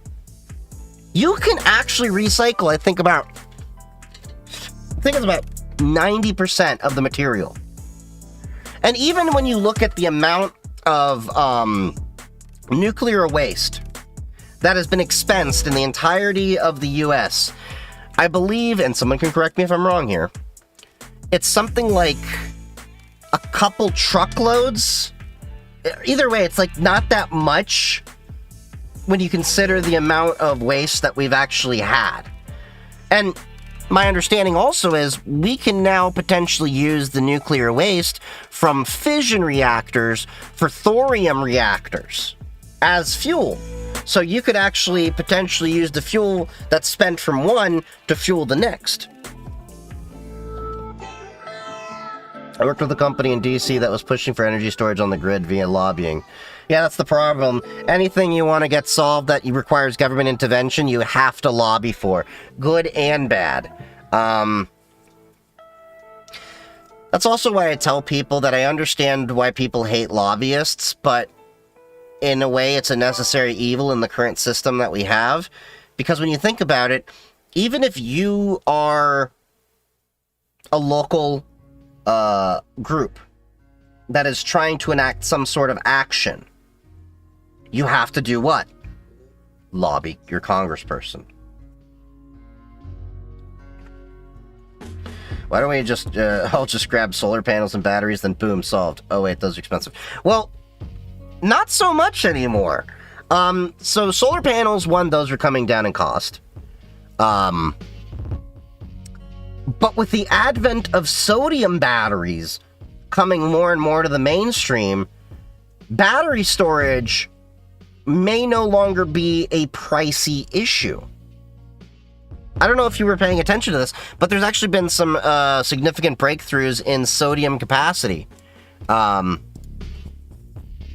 loses 10% a year, then it goes to landfill. Yeah, I've heard that as well, but that's why you build it into the ROI. Yeah, so sodium batteries. Let's see. Sodium ion battery. Where was I watching a video? Hold on, let me see if I can pull this up in my YouTube history.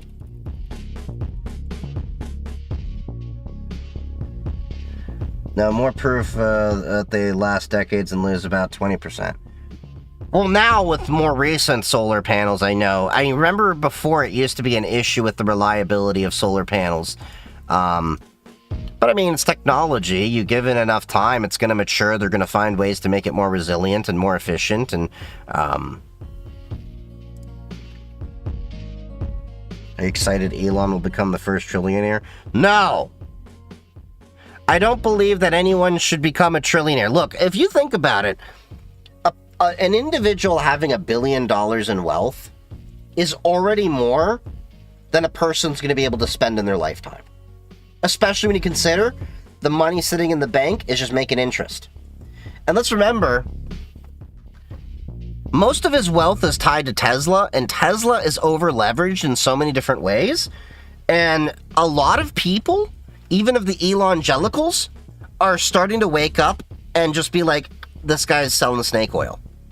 How many years has he been promising a Tesla Roadster? How many pre-orders did he sell on that? And where's the Tesla Roadster? Even MKBHD, Marquez Brownlee, said that he actually just canceled his Tesla Roadster pre-order. He put $50,000 down on vaporware. He had, the Tesla cars, I mean, they're running into so many different issues. There's actually lawsuits right now that are making their ways through the court that if they end up finally succeeding, because it's not a matter of if, but when.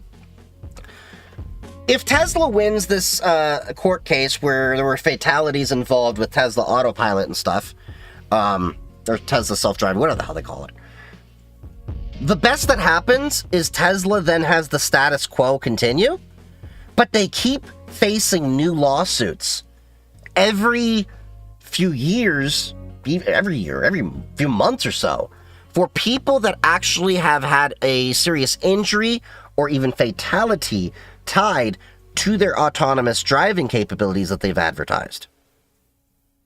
And I remember there was a court case many years ago. I'll have to look at it up, but somebody actually won a court case many, many years ago because of cruise control. Because they put their car on cruise control. Now, we all have the understanding of you put a car on cruise control, it's just going to control the acceleration and make sure it's steady at the speed that you've set it at. They had the understanding of cruise control as basically what we now consider autonomous driving. And they actually drove off the road. And they won a court case.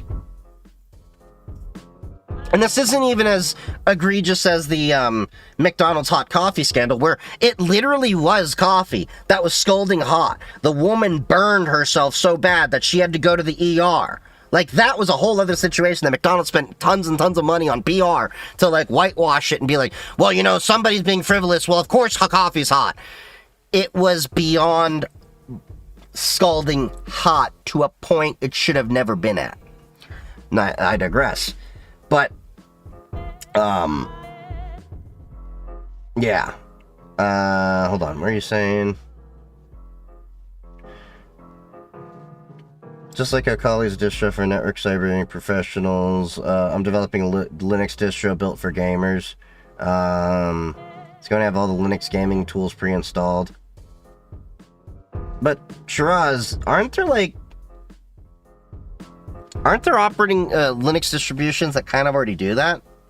I'm not raining on your parade by any means. I'm just trying to ask how this is different.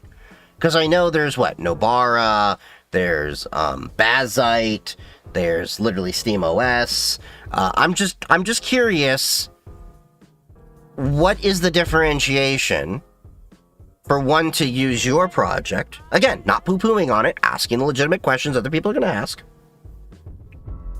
versus using another one. And second question, how are you going to have the support around this model? Because if you're talking about kernel fine-tuning, every time there's a new kernel, you're going to have to push a new version and stay on top of that.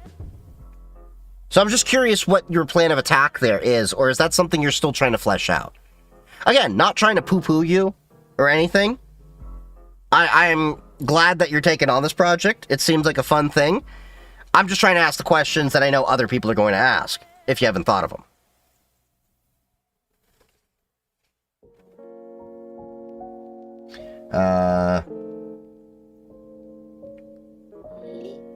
I hope that isn't a one-man show. What? Oh, that. Musk is a grifter. Yeah, I would say Musk is definitely in the grifter category.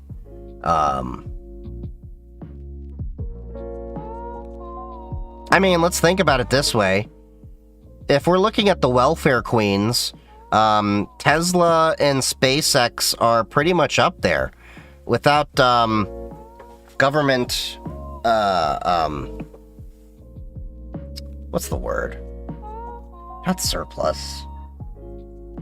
Not sponsorship, but it is a sponsorship. Grants! Grants and tax credits. Tesla and SpaceX wouldn't really be profitable. Because you do understand Tesla makes a significant amount of money from selling carbon credits.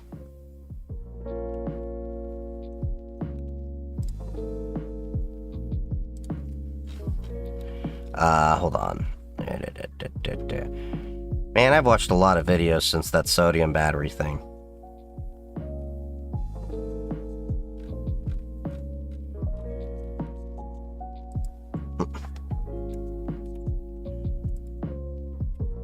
Alright, let's see. Tesla carbon credits. Yeah, so,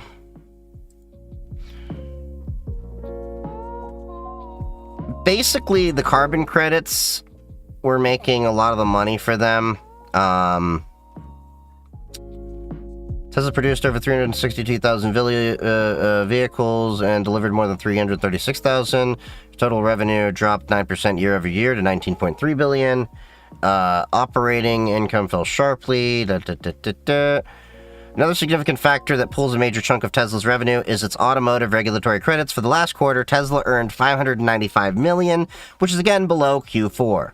So look at this.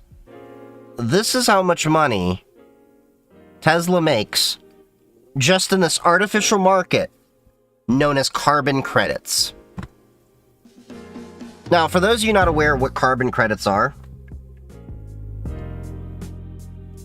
Shiraz, the last thing you said is, as it is right now, the OS will mainly be an amalgamation of tools. However, there are big plans in the future.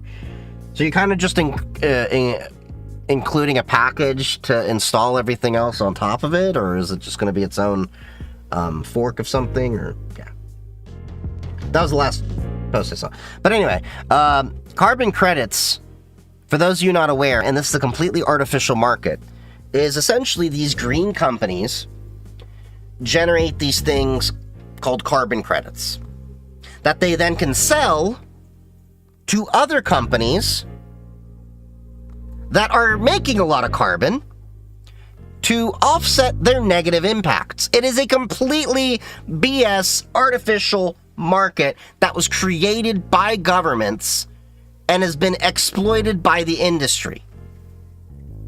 Like, this is the NFT, basically, of the environmental world. It's basically worthless. It actually has no value. It creates artificial value that companies then can buy and sell to each other, and that's it. That's a big reason why Tesla has been able to stay afloat the way they have. And if you ever actually look at, Elon Musk's companies, it's kind of like shuffling different things around. Like, he just sold Twitter, I believe it was, to XAI, his other company. He sold his one company to his other company to maintain the value artificially of X.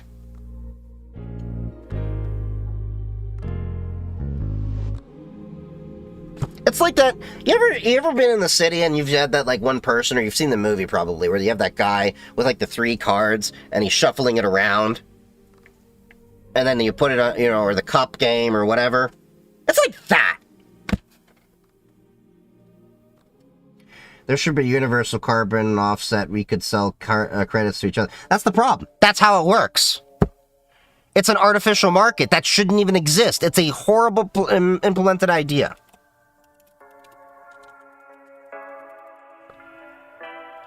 Yeah. So, let's see.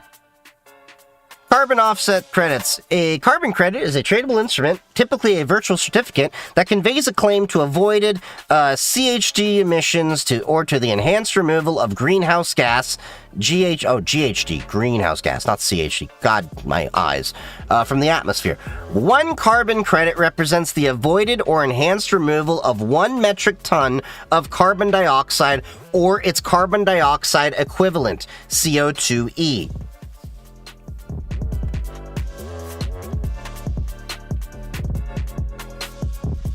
Yeah. So apparently this traces back to the U.S. Clean Air Act of 1977, which created one of the first tradable emission offset mechanisms. The 1990 amendments to that same law established the acid rain trading program, which introduced the concept of a cap-and-trade system, which allowed companies to buy and sell offsets created by other companies that invested in emission reduction projects, subject to an overall limit on emissions. In the 1990s, regulatory frameworks for the U.S. Clean Water Act enabled mitigation, banking, and wetlands offsetting, which set the procedural and conceptual in 1997. The original international compliance carbon markets emerged from the Kyoto Protocol, which established 3 mechanisms that enable countries or operators in developed countries to acquire offset credits. Yeah. Like, this is one of those, the road to hell is paved with good intentions kind of things. Because this system makes no sense when you actually dive into it to the average person. It's basically a system of how a lot of companies basically can bypass their environmental impacts that would then otherwise be penalized by the government by buying these credits from green companies. And these green companies basically get to artificially inflate their coffers by selling these carbon credits. Now, on the surface, you might be like, hey, that's great. It's allowing these renewable companies to generate another form of revenue to keep their companies around. But the problem is, if you're just basically offsetting the carbon and then basically, from my understanding, giving that 1 metric ton of carbon allowance to the other, company, you're not really improving anything here. You're just offsetting it. But yeah. The more you get into the financial system, the more effed things look. Like, the other day when I had to explain to people that,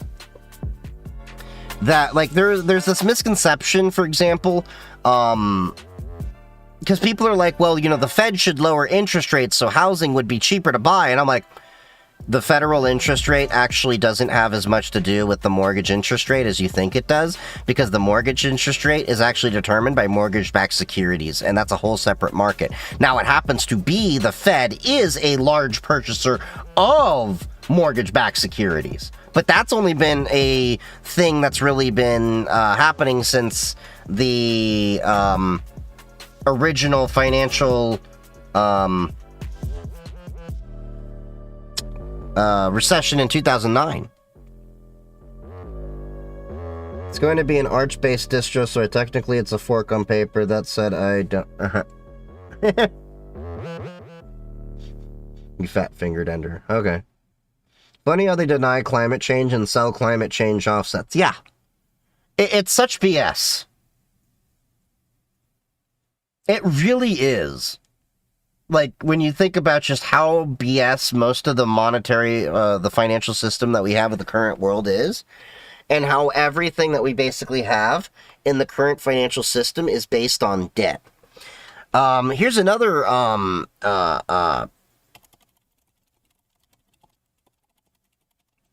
effed up fact.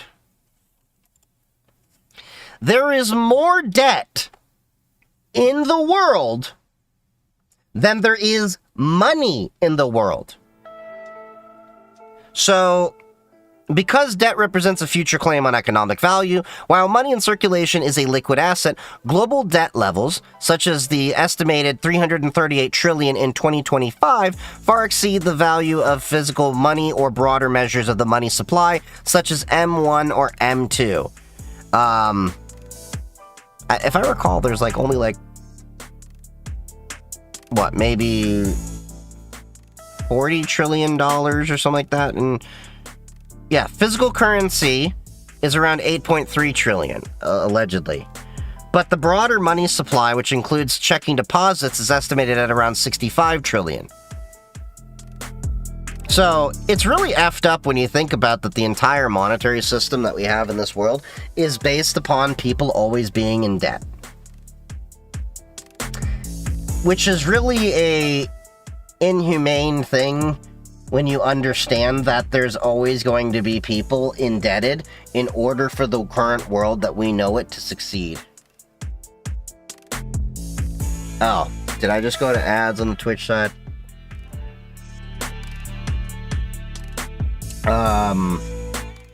Can you write your own OS from scratch, build your own capacitor boards, the monitor from Zilch? Yes, you can. You can totally build your own computer and code it from scratch and everything. Would that necessarily be a modern system? Not really. But there is a guy, I can't remember who it was, there was a guy on TikTok and I think YouTube, that actually was creating his own computer from scratch. Like, he was coding his own GPU, CPU, it was a whole bunch of breadboards with wires all over the place. He was programming it from scratch. It's a very, very tall endeavor. That's what I can say about that.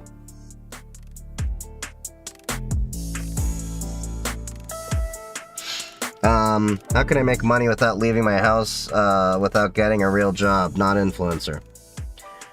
Well, the honest truth is, the amount of jobs that actually are allowing full remote capabilities is going down. I'm just being honest there. I'm not trying to poo-poo, but I need to set that realistic expectation there. A lot of the jobs that happen to be remote usually are more of a senior level in certain fields, and not all fields allow them. I know in cybersecurity and IT, a lot of the remote jobs are going down. Now, they do happen to exist, but they're getting fewer and far in between. There's various different fields, call centers, things like that, you can work from home. You'd have to do some searching there, but in all honesty, as of 2025, the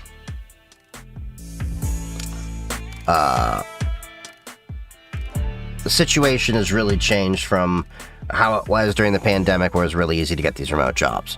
Is it possible? Yes. Is it probable? Not as much anymore. How was GrrCon? GrrCon was great. I enjoyed it. It's definitely going to be one conference that I go back to in the future. I actually witnessed what has to be the best cybersecurity talk of my entire career. No joke. Dr. Louis DeWeaver had this one about hackers don't hack, they log in, talking about how there's a lot of gaps in the ways that cybersecurity, specifically the C-suite, is taking approaches on everything, and confirmed a lot of my suspicions I've had for a while. Yeah, Dr. Lewis is great. But he basically reaffirmed a lot of the things I've said for a while. That, the problem is corporations are looking at check boxes to check off in terms of cybersecurity, but not actually doing things that matter. Oh, you did see me there? You should have said hi. I don't bite. I had like at least a couple dozen people come up to me and say hi and chat with them and schmooze, and like, unless I'm in the middle of a phone call or, paying for something, or of course, if I'm in the middle of a bathroom break, y'all can come up and say hi. I won't bite. I'm pretty chill. Or, if I'm eating, don't bother me when I eat. Unless, like, I happen to be at a communal table there. But you get the point.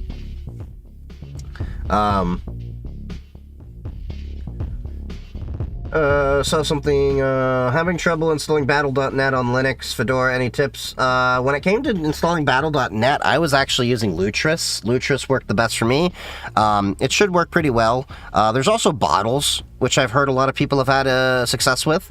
But Lutris is how I've installed a lot of my Blizzard games, as well as some other games that aren't like through Steam or GOG. For GOG, Epic, and Amazon, I use the Heroic Launcher. God, my allergies are bothering me. I need to replace the filter down here. I think that's what it is.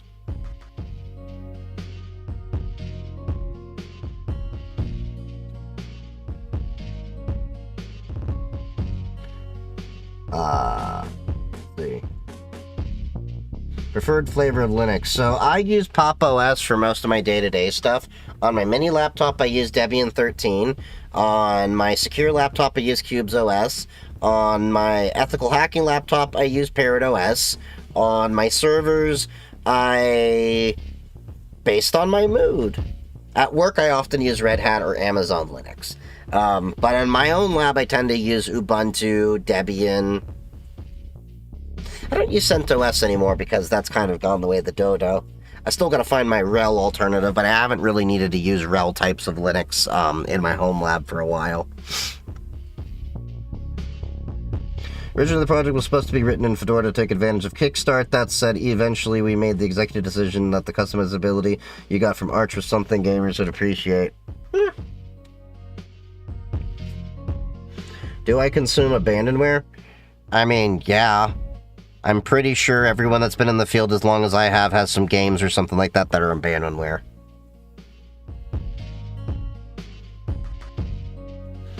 What's the best way to learn Linux for dummies?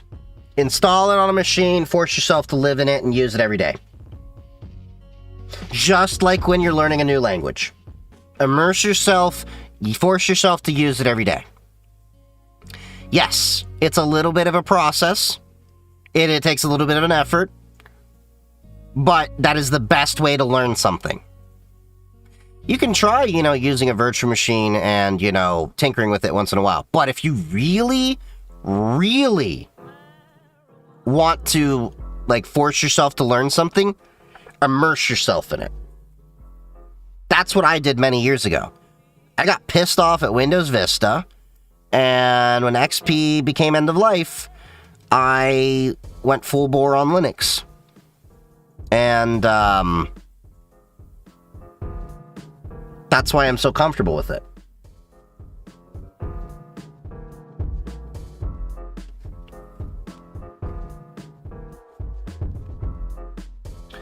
What you run your R stack on? R stack. Do you mean like the Arch user repository? Not sure what you mean by ARR. My brain is also fried. Like, I had to skip movie night last night in the Discord server because I was just so exhausted from GrrCon. I needed to catch up on my sleep. Which, by the way, Blade 3 will be on this Saturday night, followed up with Shaun of the Dead the following week, and then the next weekend after that, which should be the weekend right before All Hallows Eve, will be Rocky Horror Picture Show.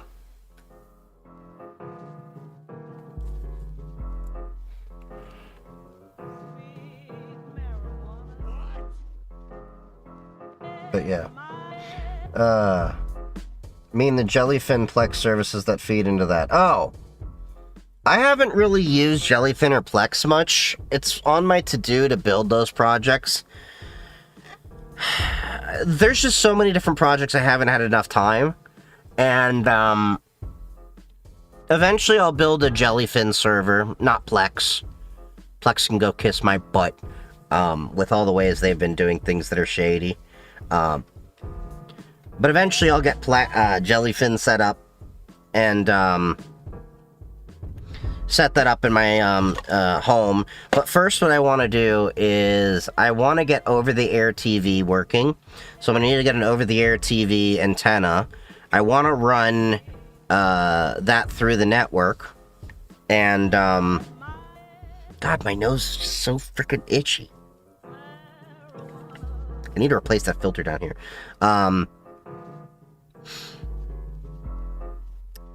But I have, like, so many other things I want to do. First, I want to get that ham PC set up, which, for those of you that came in a little bit later, I got my new mini PC for the, ham computer.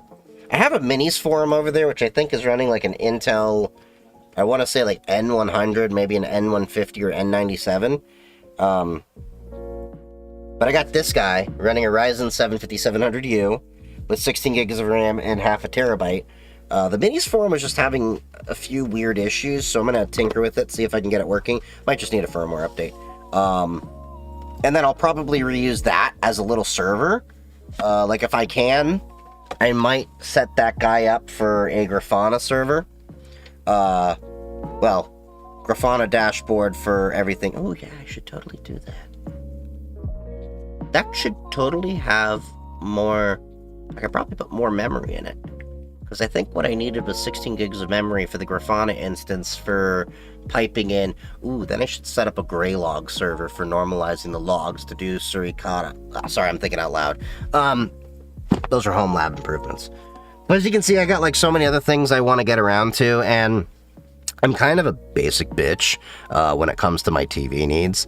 I just have Roku sticks around for my TV down here, the TV upstairs in my room, and just plug into the streaming services I need for a lot of the content. And then I do have a Kodi box right underneath my TV upstairs that I can turn on, and it has a bunch of media locally.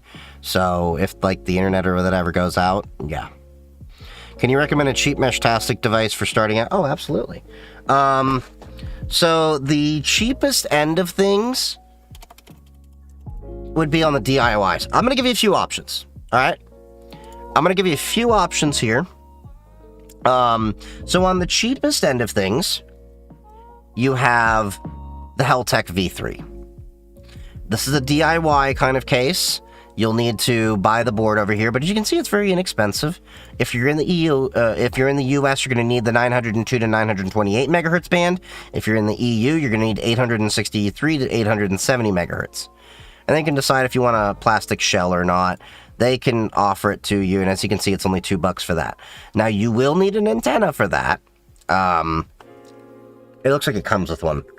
But you will need a battery. So you can easily get a battery for that. So, I think you can get all together like maybe $30 for this guy over here. Now, that is a DIY option, so, you know, tinker with it as you will. It works pretty well. I've had it for a few of my things. If you're just wanting to start out, that's one option. The other thing that you can do is...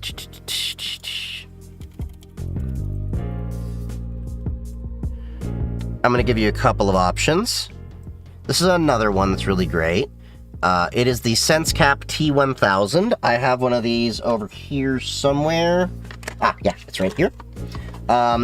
I actually plan to use this with my dog. I charge them up and I stick them in their vest. It has GPS capability, and then it's IP65 rated, so this can be great for hiking. It's just as capable as that Heltec, all the same capabilities. And you can see, like, you know, like, people have little frames you can put in, and you can stick it around your belt, attach it to your backpack. But either way, it has this magnetic connection. And I don't think it shows it there, but I can show you here. It's going to connect to it magnetically. That I can find where the charger is. Nope. Ah, here it is.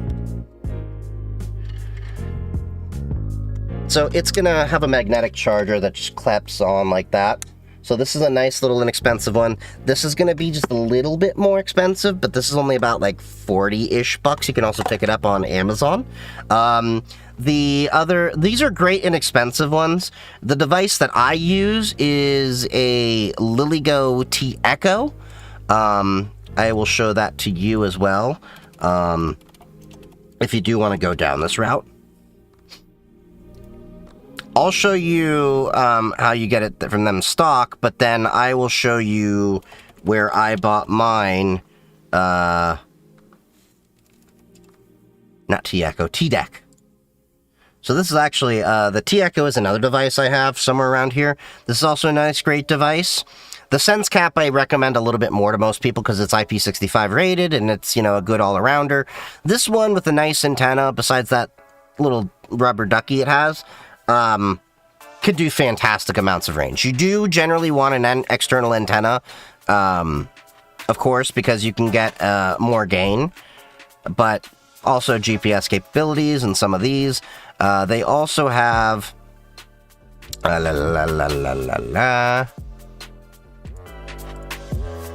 yeah, they also have the LilyGo T-Watch. They got a few watches. I've heard mixed reviews on them. This is the T-Deck Plus, which you can buy direct from them, which is similar to what I have. I have this guy modified, where I have this one, the Complete.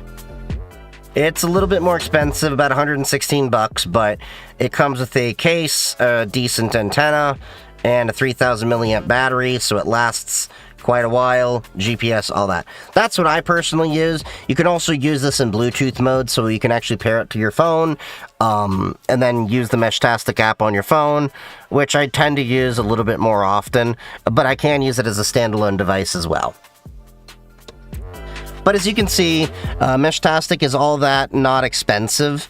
I do have a Meshtastic node. What the hell just dropped? Oh, that was my phone. I do have a Meshtastic solar node that I'm going to be putting up in my house at some point in the future. How people become so smart creating computers? Well, same thing as anything else. Trial, experimentation, failing a lot, learning from their mistakes and implementing it. And then the theory of making a computer has been something that's been known for a while.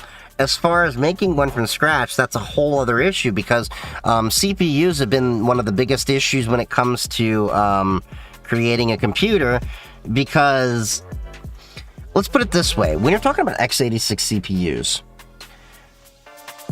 you can only teach the theory of computing, but no one actually understands how they necessarily operate, because the x86 CPU more or less is locked behind a bunch of NDAs and intellectual property. So even AMD, that makes x86 CPUs, and same with VIA, a lesser-known company that also makes x86 CPUs, pays for a license to Intel to be able to make that.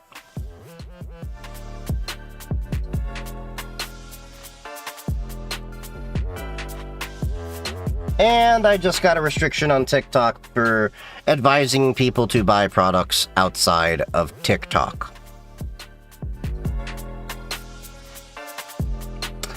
Hooray, TikTok! for restricting me from telling people to buy things that are not even in your store. Hooray!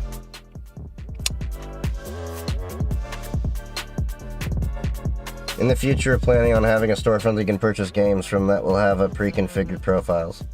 So kind of like what Lutris does for the video games.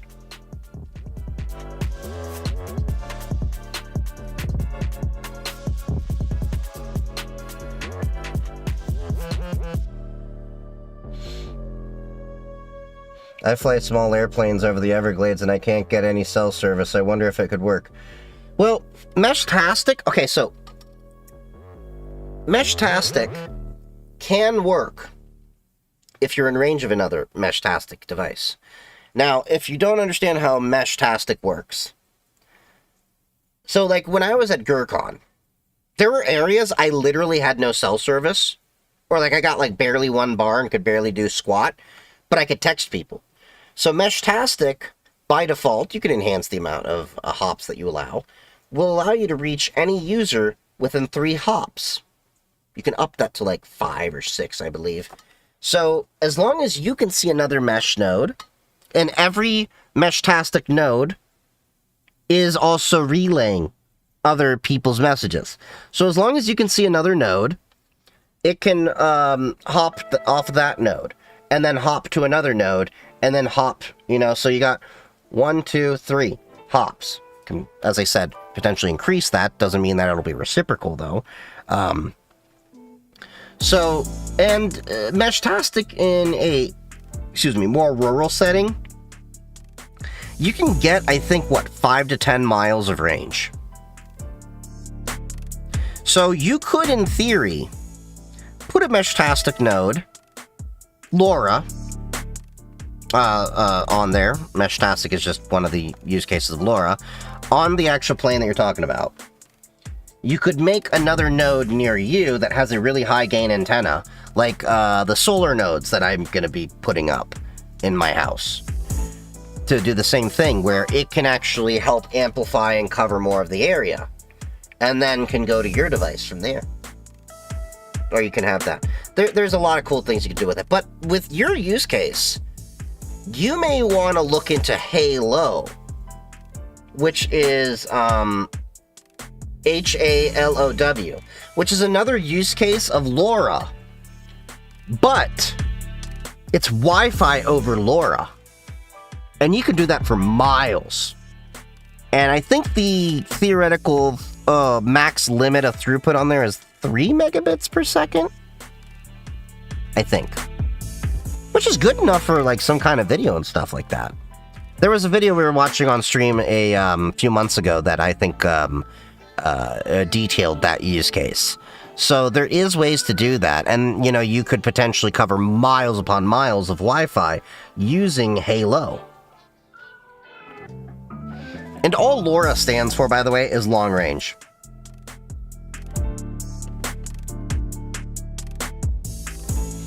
You think a city should use that to make free Wi-Fi zones? No. No. The problem with that is the bandwidth is extremely limited in terms of an average everyday bandwidth usage. Now, if you're in an emergency disaster setting, or you're in a setting where you don't have much internet coverage, like, let's say you're out in rural areas, you're using satellite internet to bring it in, you have miles, maybe just acres of land to cover, that's where Halo is a little bit better. There's the issue also, like I said, of bandwidth, because you're talking, that's only a few megabits. So while you could watch a YouTube video over Halo, you can't have that really scale. Now, if you're in a disaster situation, like post-tornado, post-hurricane, main infrastructure is down, it's a good use case for that. For that, with ATAC.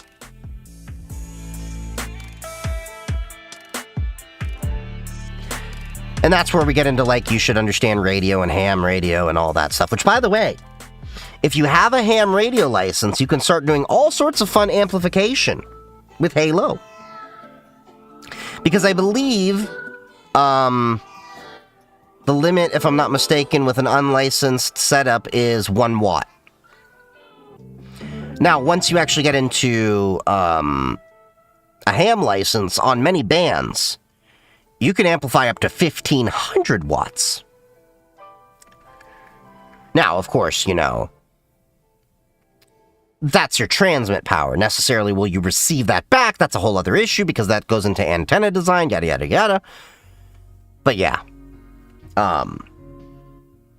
But I think with a decent dipole, you could do well with a halo system on both receive and transmit. The problem with gaming on Linux is you need to be aware of a ton of tools in order to make it work, whereas on Windows, just buy, download, play. I mean, yes and no. It's a lot easier than it used to be. Lutris config scripts has made it a lot easier. Proton has made it a lot easier. Heroic Launcher's made it a lot easier. It's a lot easier than it used to be. And I say this as someone that has been playing games on Linux for... God, I hate saying this. 15 years now, give or take. What phone should I upgrade to? Currently using an iPhone XR. Whatever phone you're comfortable with that's still not end of life. So let's go to our handy dandy website, endoflife.date. So let's see, iPhone XR.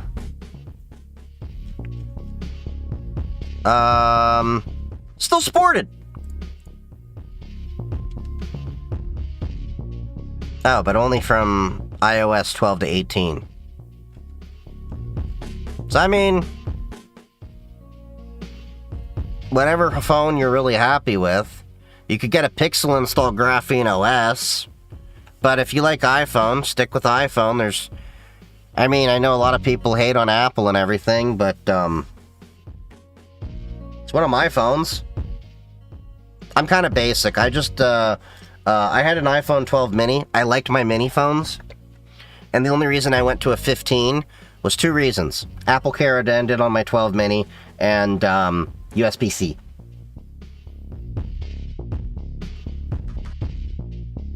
Yeah, the website, it's endoflife.date. It is really great whenever you need to know the lifespan of any software or hardware, the most popular ones, to see if they're still supported. So, like, you can go through and be like, okay, I want to, look at the Google Pixel. Okay, so you can see these phones are discontinued. And then you can be like, oh, look, my Pixel 6 is going to end support in 1 year. Maybe I should consider upgrading. Now, the iPhone is not as straightforward about when phones are going to be discontinued. They're kind of like their own vibe. But then you can also look at, like, frameworks, So, like, let's say we want to look at, let's see. Oh, let's go to languages, like, for example. Like, let's go to Python. Okay. We know that Python 3.12 active support ended 6 months ago, but security support's still good for 3 years. So if you're building on 3.12, you'll still get security updates for it. Cool. And then, like, oh, look, I'm on 3.9. Support's ending in 3 weeks and 4 days. I should move off. Can you install Pop! OS on iPhone? No. People have been trying to install any kind of Linux on an iPhone for many years, but there's a lot of barriers there. Not saying that people haven't been able to do it at various different levels, but it's the same reason why Linux on the MacBook M chips have been kind of problematic, even though they do have Asahi Linux and it's had various levels of success, but there's also been a number of burnout with developers for that platform. Results may vary. It's a lot easier, but the goal is to make it as easy as Windows. Well, I think that's happening on its own. The reality is, when it comes to gaming on Linux, the only major hindrance that is happening with almost every game I come across is kernel-level anti-cheat.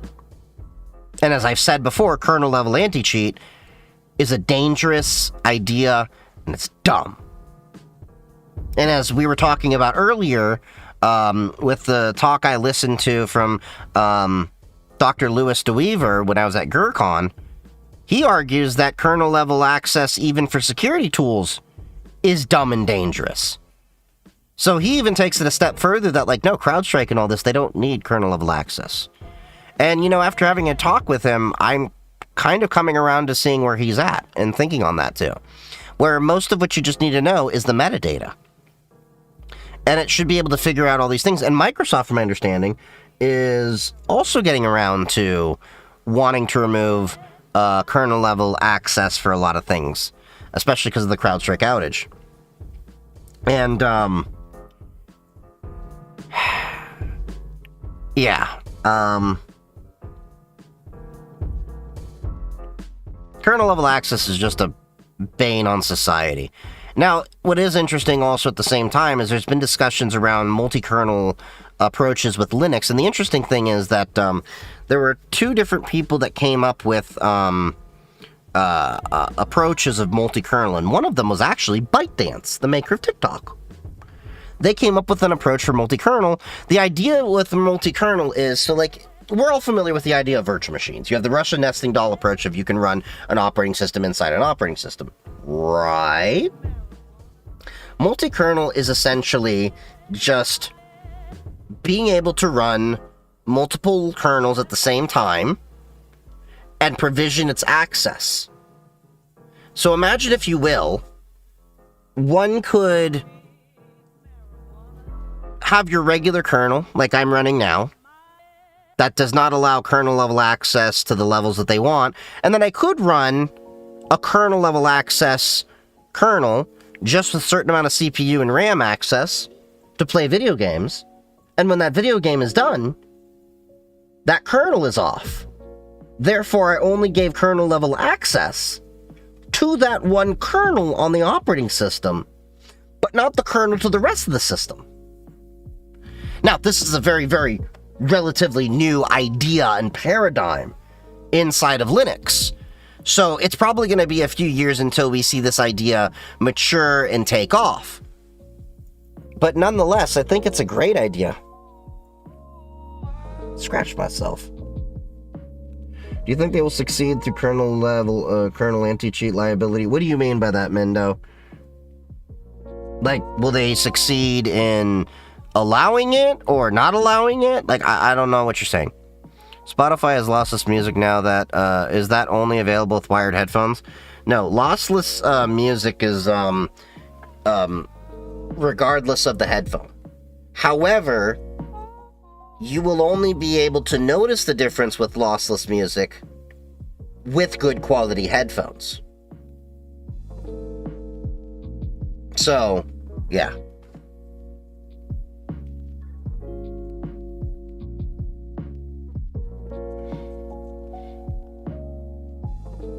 Will the villains get us through it once and for all? What villains? I'm a little bit lost here.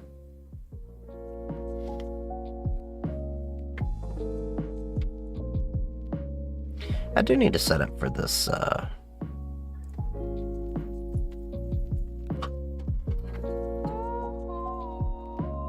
Oh, what up, dickhead? It's a dickhead. It's a culprit. Oh, oh, oh. Yes, I love you too.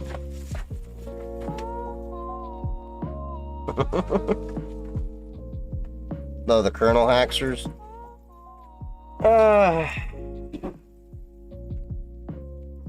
I don't know. I think kernel level anti-cheat is something that is a dumb idea. It's dangerous, and eventually it will be going away because I think even Microsoft is realizing how dangerous it is.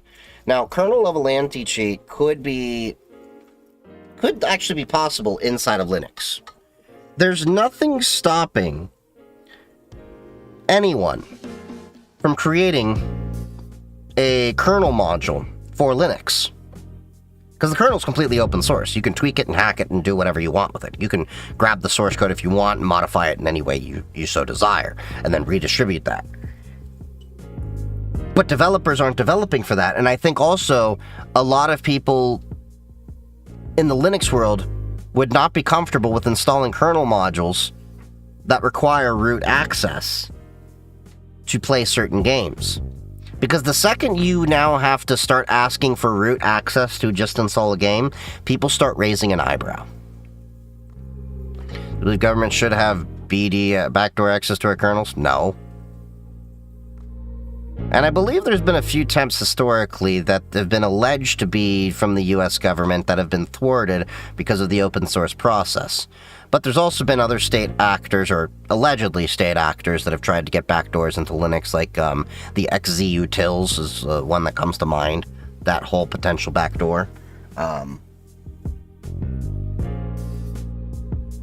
Last time I checked, SteamOS was primarily made for their Steam Deck and has more of a console-like feel. The goal is to have this OS more of a PC feel. Well, they have a SteamOS that's for PC too. And I think they've actually released the SteamOS for PC now. Well, at least the new one. There wasn't one originally that was based on Debian.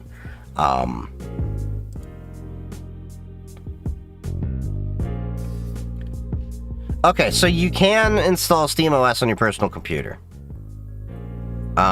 But it's not officially supported by Valve for desktops and is intended for the Steam Deck and Lenovo Legion Go handhelds.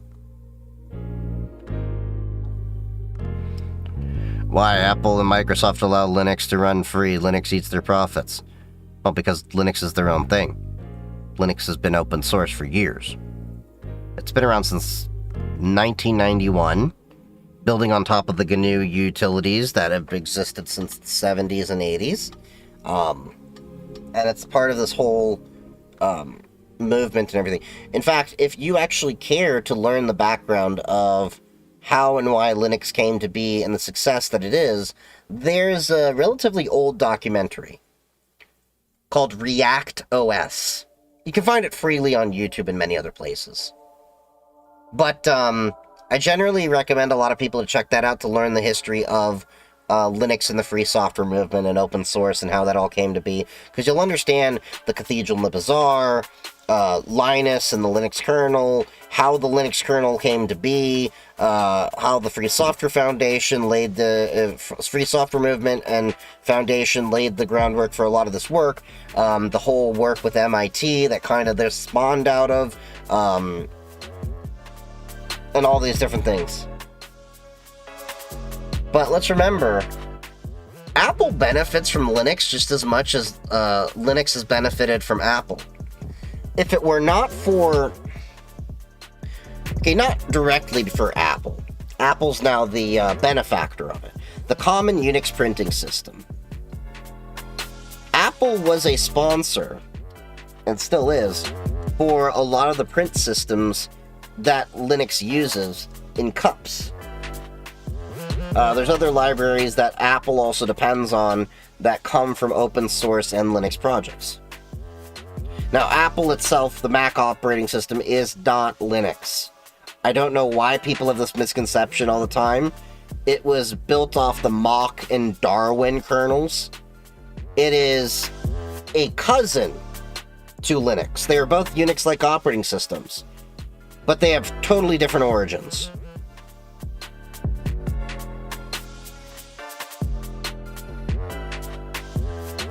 They're coming out the desktop version soon, and I've heard it's going to have a Win 7 feel to it. Ew. The thing that I don't like about Windows is I feel like, among many other reasons, but in particular when it comes to the UI, I believe it has held back a lot of people from experiencing some really great user interfaces and user experiences. What do I mean? Everyone is so used to the start menu aesthetic of Windows that they're not willing to go see how inefficient and horrible the experience of the Windows start menu is. Many people default to going to operating systems like with XFCE or even LXDE to a lesser extent that basically mimic that start menu approach and GUI that people often used inside of Windows. Like, it's really not changed much since Windows 95, if you think about it. There's a few features here and there, like searching and, you know, capabilities like that, but overall, Windows is not a very great experience to the average user if you actually compare it to some of the other options you have out there. That may be what you're comfortable with, but that doesn't necessarily mean that it's better. That makes sense? Like, we've all had those experiences where, you try a new product out. And at first you're like, wow, this is very different, and I'm trying to get used to it, and, you know, after you start using it for a while, you're like, huh, this is actually a better approach than what I used to use. That's what I find Linux gives you the capability of, because in Linux, you have the capability to have your computer the way you want your computer to be. How many people have been out there for many years using applications like Stardock or other, you know, theming utilities to get their Windows computers to look and feel the exact way they want it to in non-approved Microsoft ways? But you have that freedom inside of Linux. You want more of a Mac feel? You've got GNOME/Cosmic Desktop. You can even retheme KDE to be like a Mac. KDE is very customizable, very pretty. You know, you can, you know, drop in any graphic user interface you want. You want XFCE, you want LXDE, you want tiling managers, you know, like Sway. You've got a few others out there. I can't remember off the top of my head. The ability with Linux, the nice thing with Linux is that you have the ability to have the computer the way you want it and use it the way you like it. And that could be completely different than other people are using their system. Thinking of switching my desktop to Linux. What distro you find better for me to use? I find the one that will suit your workflow the best. My advice would be try out a few different ones. Give them a good fair shot. I like Pop! OS from System76. That's what I personally like. You may end up liking Bazite. You may end up liking maybe straight Ubuntu, even though I'm not a fan of it anymore. Straight Ubuntu. Just the GUI's kind of weird to me. Maybe you'll like Ubuntu. Maybe you'll like Linux Mint. Maybe you'll like Tuxedo OS. There's many different ones out there. You can go to distrowatch.com. So there's a website I have recommended and I check out from time to time. It's called DistroWatch. If you go here, it'll show you what the most popular distributions are and keep track of all the different news going on, all the different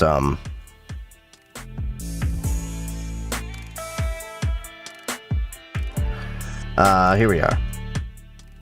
So you have like CatchyOS is the #1 search for the past 6 months.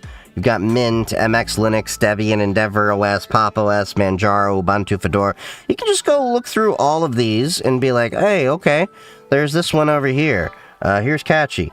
I don't know why this site is loading so slow. But you can pull up Catchy, and you can be like, okay, you know, this is what it's about. It's from Germany. It's based on Arch. It works on these architectures over here. It uses this desktop environment. The category it's in, so it's a desktop, you know, and you can see what it's about. You know, and you can, you know, mix, match, play with whatever Linux distribution makes sense to you. You could force Linux to look like Windows Start menu and everything. Yes, you can. But I will tell you, there are so many better ways to use your computer than make it look like a Windows computer. Like Fedora server that just manually add a GUI. Well, you can do that to any Linux. You can actually install multiple GUIs on any Linux and swap between the environments. Mint had security issues in the past. Don't use it, it's bad name.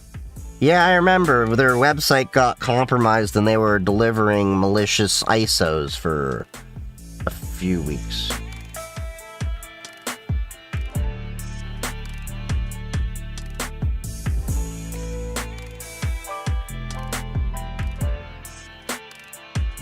What is the wildest Linux version that you have seen? Not Temple OS.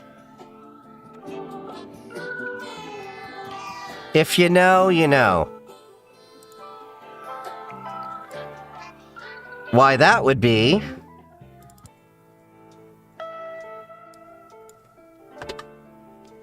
the most meme distribution of all.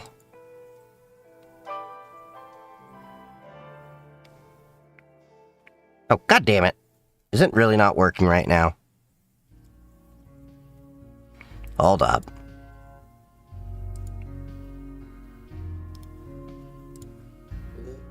How did I nuke that? Hold on.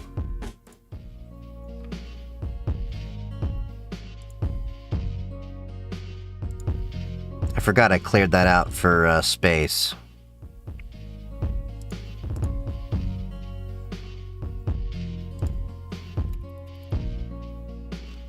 Let's see. Generic Linux. Let me install this quickly.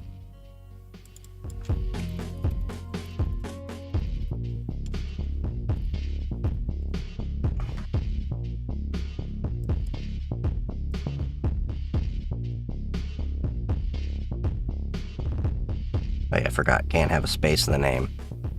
There we go. The most crazy operating system. Hannah Montana Linux. This is easily one of the most meme distributions in all of Linux history that I have seen. Right up there with Bebian, Justin Bieber Linux. This is a very old Linux, by the way. It's based on Ubuntu, Kubuntu 9.04. So like 2009, it has not been updated. It's like, this is not something I would recommend running every day. But this was the operating system that I would regularly, jokingly have boot on friends' machines. Because back in the day, you would get a compact flash card. Flash it with Hannah Montana Linux. And then compact flash natively is IDE. So you get a compact flash to IDE adapter. Throw that in their machine. Set that to the master drive. And then it would boot to Hannah Montana Linux. And then they'd have to open up their computer and figure out where it's from. And then remove that.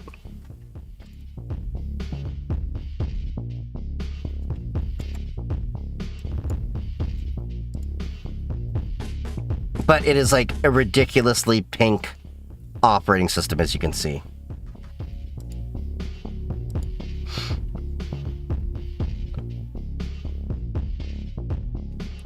Wait, why are you not seeing my partition? Oh well. That's probably why. It's getting so old it didn't see the thing. But other than that... force off. There's a few other options too. There's, it's not Linux related, but this is a really cool one. It's called React OS. If you're not familiar with this, this is trying to be a completely EXE and DLL compatible version of,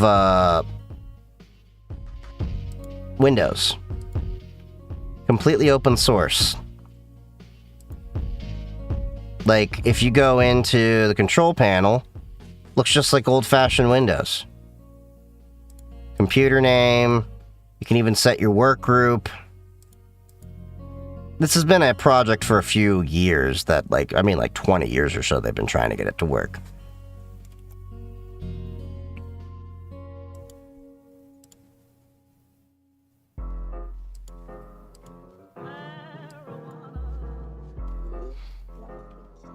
And then there's also this one, this ungodly Linux that some of y'all made me install. Nyarch.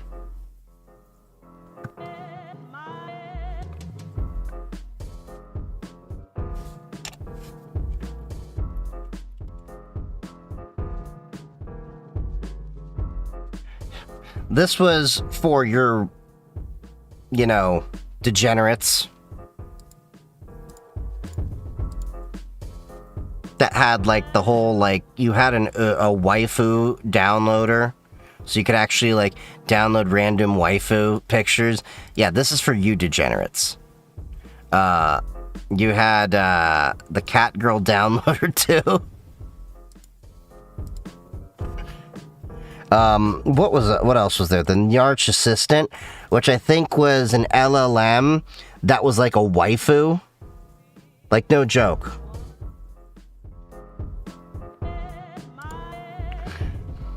I keep that around for kicks and giggles, too. Want to ask, does this project have any potential? Is it worth it to keep working on this project? What would you do differently? What, the React OS? I think it's totally worth it, because I think it'd be really great to see a completely EXE and DLL compatible version of an operating system to run Windows applications without having to run on Microsoft Windows. Because if you actually play with React OS, it is ridiculously fast compared to Windows of today. Like, I want you to see, like, let's pay attention to this for a second. Oh, your project. I mean, it'll be, I think, if you can manage to achieve your goals, it's not a bad thing. I'm not going to tell you, no, it's a shit idea, it's horrible, and your idea is bad, and you're a bad person. That's not what I'm going to tell you. I think it is always valiant for anyone to approach their project, and even as a learning aspect. Even if you don't succeed, you can come out of it with the success of learning things along the way. You're not gonna, like, look, I think it is always a valiant and worthy effort to take any steps forward to advance your knowledge or tinkering or anything like that. However, my concern for you would be, do you have the resources in the four costs? The four costs being time, opportunity, human, and monetary. Because you're going to have to look at one, you're going to need a multiple amount of people to develop it the way that you're probably going to foresee it. The opportunity is, you know, the expense that you're spending on this. Could you have been doing something better? But that's a cost that you have to look at with everything you do. So, like, for example, one could spend an hour playing a video game, but that is also an opportunity cost to spend another hour learning more about your field. And does that hour actually translate into better outcomes for your career? The human cost, very straightforward. You have to have humans involved with your project to, you know, process that.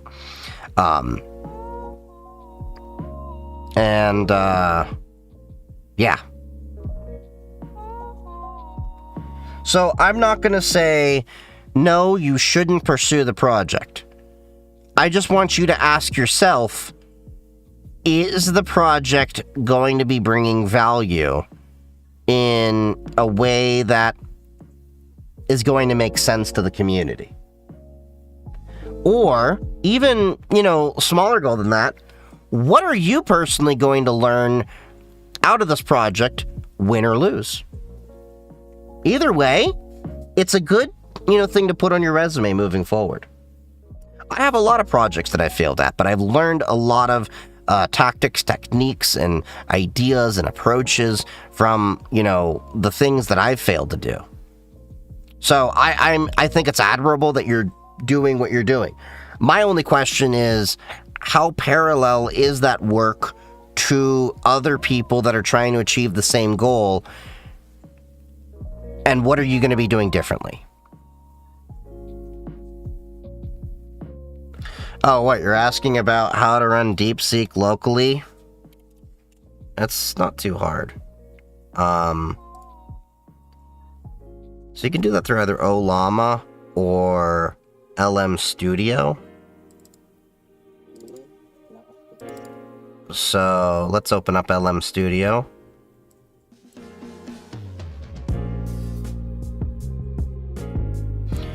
All right.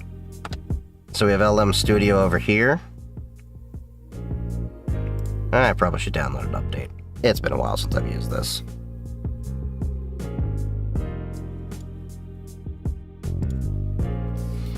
One second, we'll move over to that in a second. And I'm just gonna move,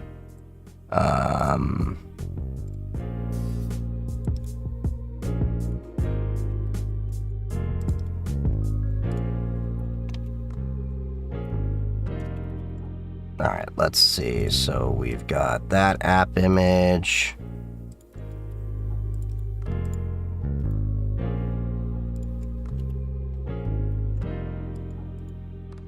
Here, I'll show you how you can run that locally. And then let's give this execution privileges. Okay. That is the ultimate goal, which is to have something to add to my resume. Resource-wise, it's doable. College student majoring in CIT, and I'm working. Unless with my best friend who's currently unemployed, he's CIT. Okay. If that's ultimately your goal, then keep at it. I just don't want you to, you know, what the hell? Why is it still saying to do an update? Oh well. But yeah, I mean, keep at it. If that's ultimately your goal, then that's a worthy goal to have. You can at least have this resume thing added and then, you know, showcase, hey, I did this thing. And even if people are like, hey, there's a better way to do it, you at least now can showcase that you came up with your own way to approach doing this. Make sense? Alright, let's see. DeepSeek Llama. Let's get Quen. Load this model up. Is it true that every Linux user likes femboys, or is one? No. There's a good amount of people that do that, but there's also a good amount of Windows and Mac users that do the same too. So I'm running DeepSeek locally using LM Studio. You can also do this through Ollama. LM Studio is one of the easier ways I tell people because you have a graphical user interface and you can keep contextual chats and all that, and you can also dev with it a little bit better. So you can like open up this and set up your own MCP or whatever else you want to do.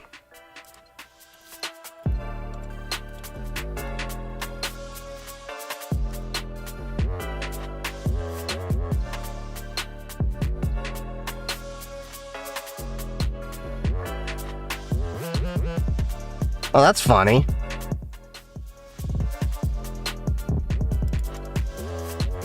It really doesn't let you answer it. Is it just for...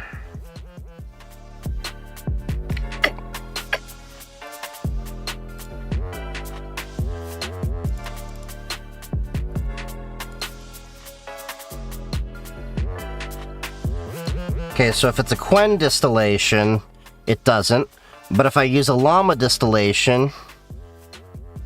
Okay.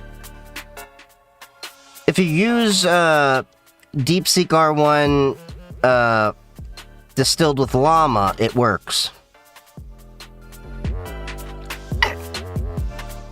The Square Center of Mass Pro-Democracy protests led primarily by students. These protests... Yeah.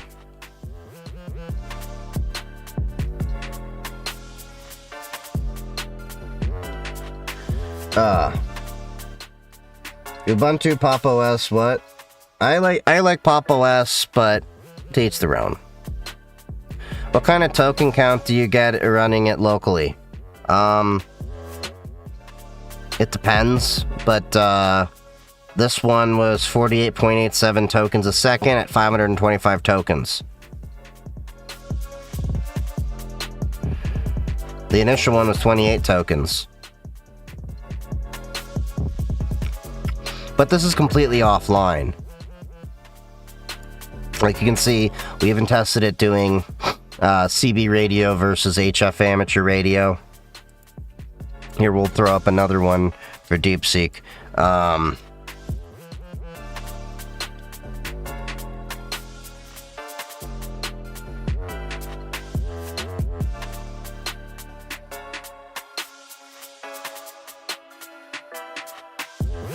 Like Meshtastic, Reticulum, Halo, and LoRaWAN, among others. I may have forgot. Running on CPU or is GPU required?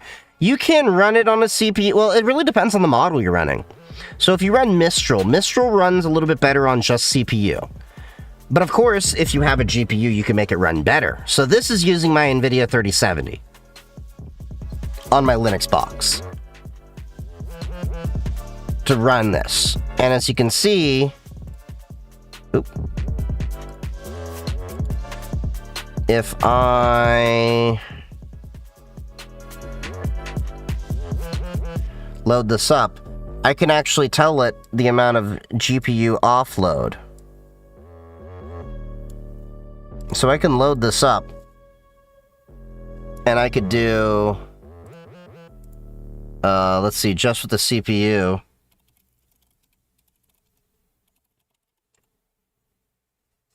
You can see how much slower it is. This is running on my 5950X. And you can just see how slow it is. Now, let's do the same thing with the GPU.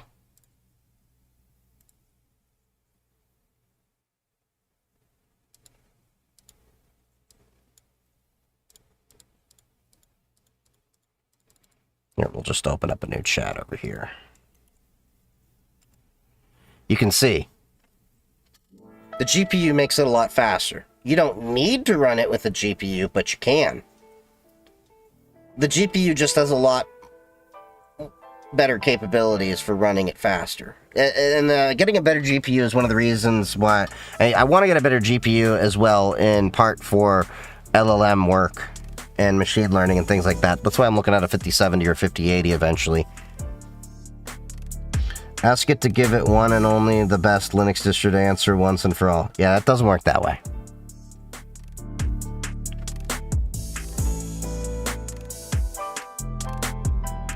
But yeah, this is really great because you can actually run it locally. And you can do a whole bunch with it. And this is how I run a lot of things that are a little bit more sensitive that I don't necessarily want to have like ChatGPT or anything run off of and train. You can find all sorts of models out here.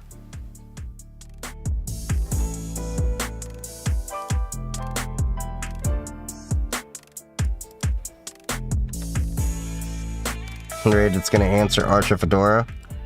No.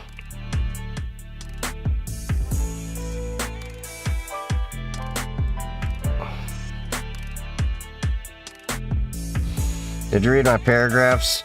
On the other hand, I'd like to take this. I mean, there's the project to the stratosphere if I can, because honestly, the more notoriety the project has, the more weight it has on my resume. In other words, if there's a way I can turn this into OS into a household name, or something I like to work towards, the end goal is to give gamers a way to keep their PC environment without it using much resources that they can give.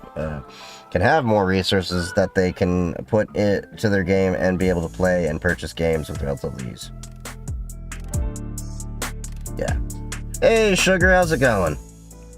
I think it's a worthwhile goal, you know, what you're doing, especially if, you know, you're trying to do it as a resume booster. I've done that with a few projects as well. I need to update some of those projects too. Why are you doing just okay? I'm doing all right. I came back from Michigan for a cybersecurity conference. I was there Wednesday night through Friday night. I got in late Friday. Went up with a couple of buddies. It was fun. Although Grand Rapids, Michigan is not really a destination I would go to otherwise. But it was definitely a cybersecurity convention I plan on going to again. Had a blast. It was fun. Got a bunch of swag. But yeah, it's been pretty fun. I got my ham shack set up. I gotta show you sometime. And then got myself a new little mini computer for it. And then I'm just in the middle of looking at job opportunities myself if work's not going to treat me or right and all that with money and everything. You know, the usual.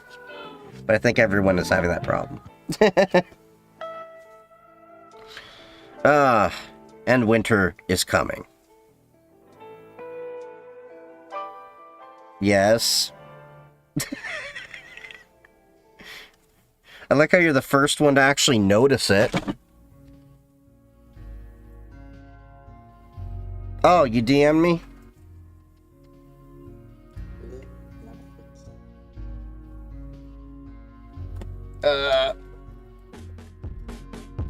Alright, get that. Yeah. Yeah, so at GrrCon, they had an artist there. So you could actually get tattoos while you're there. So it's a little hacker guy with a laptop. I'll get it shaded up. Yeah, I'm gonna get that shaded probably in the next few weeks or so to make it look even nicer.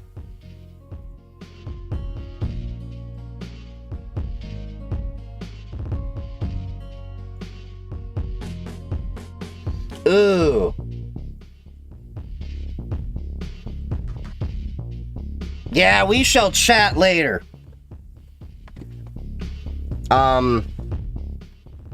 Yeah, I can imagine. Because that is definitely not a stream convo. Is that an iPhone? I can see the data leak. No, that's not how it works.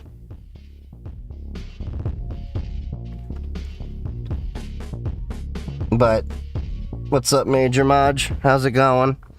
But yeah, so I hope you've been doing good otherwise, other than that, which we will talk about offline. Because, I'm kind of in a similar boat, but we'll chat more.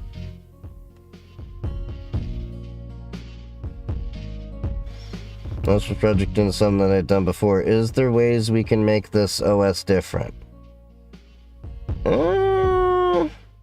That's a good question. I guess what you should do is go and do market research on the other gaming-focused operating systems out there. See what ideas you do and don't like. Maybe get a focus group of the community. And by all means, if you come up with some poll questions or something like that, you can also get feedback from, you know, my Discord community and such. I give you permission to do that. I'm sure many people would like to give feedback and possibly contribute in various ways, at least on the direction of how you can have things. What's your opinions on data science as a major? Well, data science is definitely a valuable field.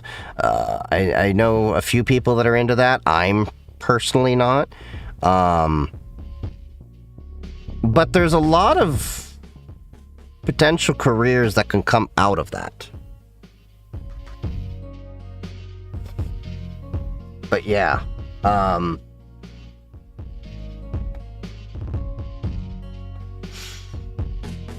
Yeah.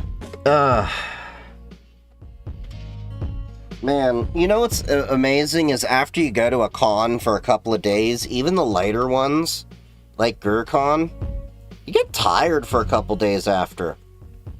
And it's interesting because, like, DEF CON, I was there...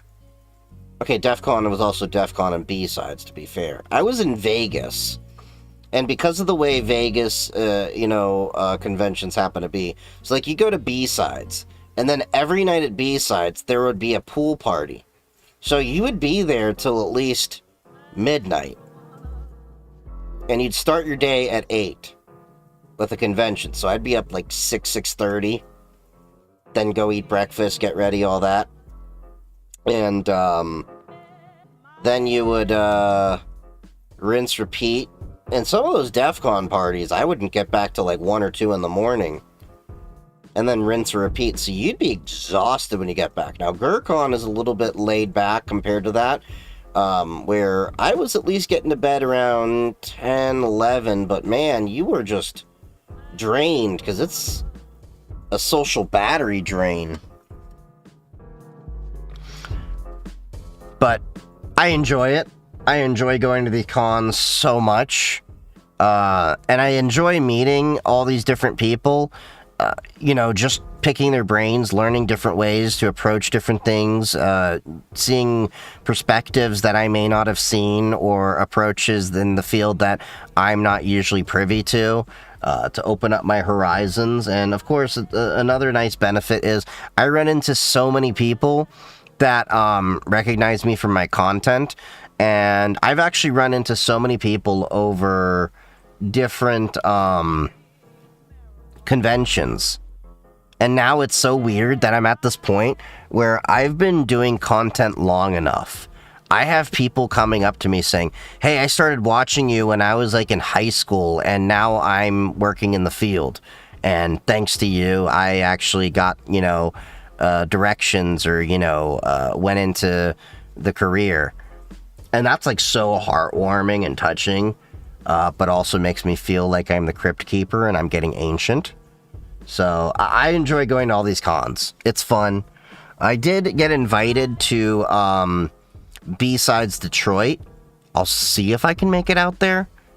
I know there's one that's going on in Cincinnati. I'll see if I can make it out there. But I do know for now,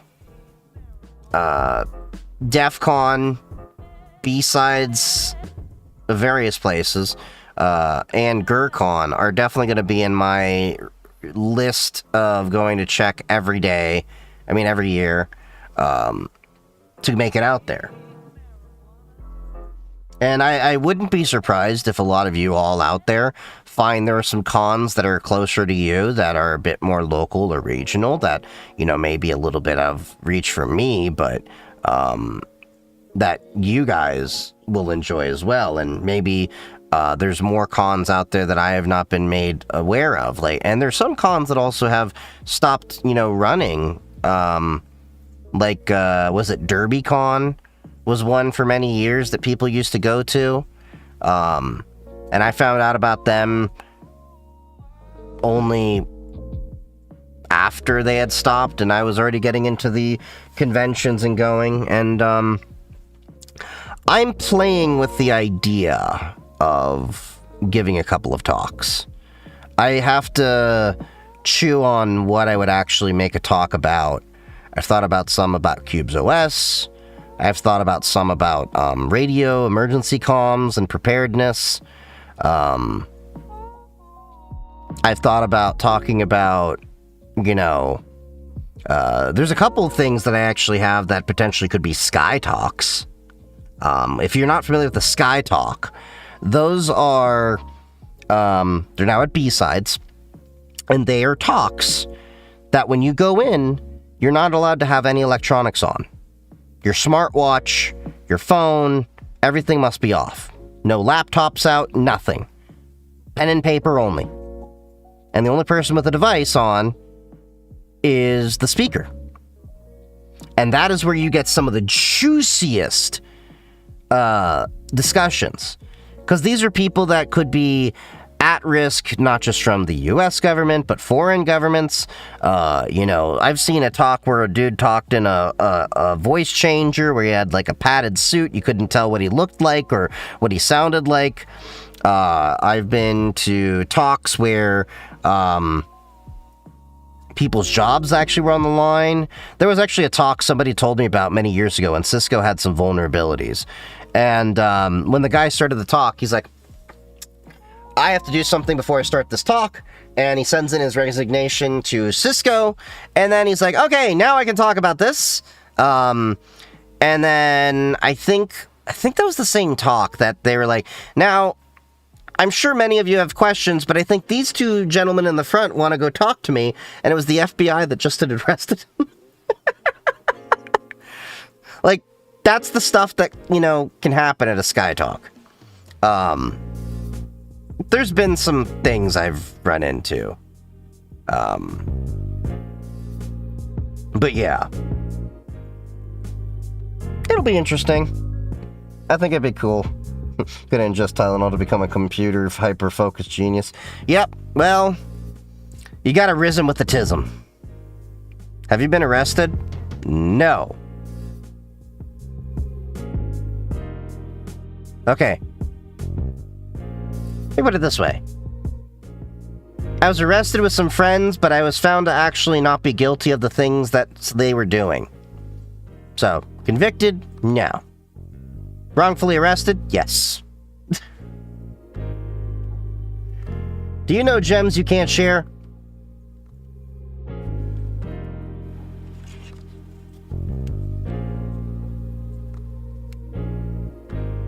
Yes.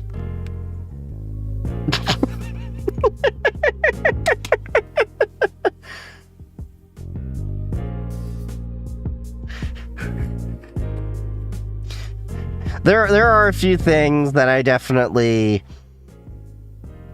I don't know necessarily if most of them are can't share, but shouldn't share. There's definitely some things I've learned that got me into cybersecurity that, well, I shouldn't really share. There's also a few things that I know that I generally don't speak about in public because there's just some cards I keep close to my chest. And you'll find that's the case with a lot of people out there. But, yeah. You'll find that's true with a lot of people in cybersecurity. The best people in cybersecurity have had a history sometimes that may not have always been on the right side of the law. Or you may have realized were maybe not ethical or something like that. Like, look at Kevin Mitnick. Kevin Mitnick was one of the most famous cybersecurity professionals and hackers, and he was thrown in prison. So, you'll find that hackers tend to be the very playful type. But a lot of times, what we determine as playful, the people in suits don't seem to find as fun. And that's one of the things that's kind of cool about cybersecurity is we get to play with the things that in ways could get most people in trouble. But we're very often walking thin lines, and that's why we say we should only do things with people's permission and all that. Like, if, for example, there are not many fields where lockpicking is a common hobby. But every convention I go to, there is a lock-picking village. And I have picked locks at every village I've gone to. At GrrCon, I picked an A-bus lock, which was around a moonshine bottle, and then I took a shot of whiskey. That was my reward for picking the lock. So yeah, I mean, there's all sorts of things. But it's getting a little late, guys, so I may have to call it a night. Tomorrow we're probably going to do some gaming on Linux, maybe tinkering with this little Linuxy box over here. Get that set up with Ubuntu and all that, because I want to get that ready for the ham radio PC. But if you haven't already, make sure that you can follow me on all of my socials. If you're on the TikTok side of thing, they are the links in bio. I'm on TikTok, Blue Sky, Mastodon, YouTube, Twitch, Kick. I'm in a bunch of places. And of course, don't forget to join the Discord and the Matrix server, which, again, links are all in bio for all of that if you don't have access to it. I did drop the command to put the chats up for the tubes and the Twitches and all that. But thank you all for joining me. Stay safe, and if you're on Twitch, make sure to stick around for the raid. But otherwise, I love y'all, stay safe, and happy hacking.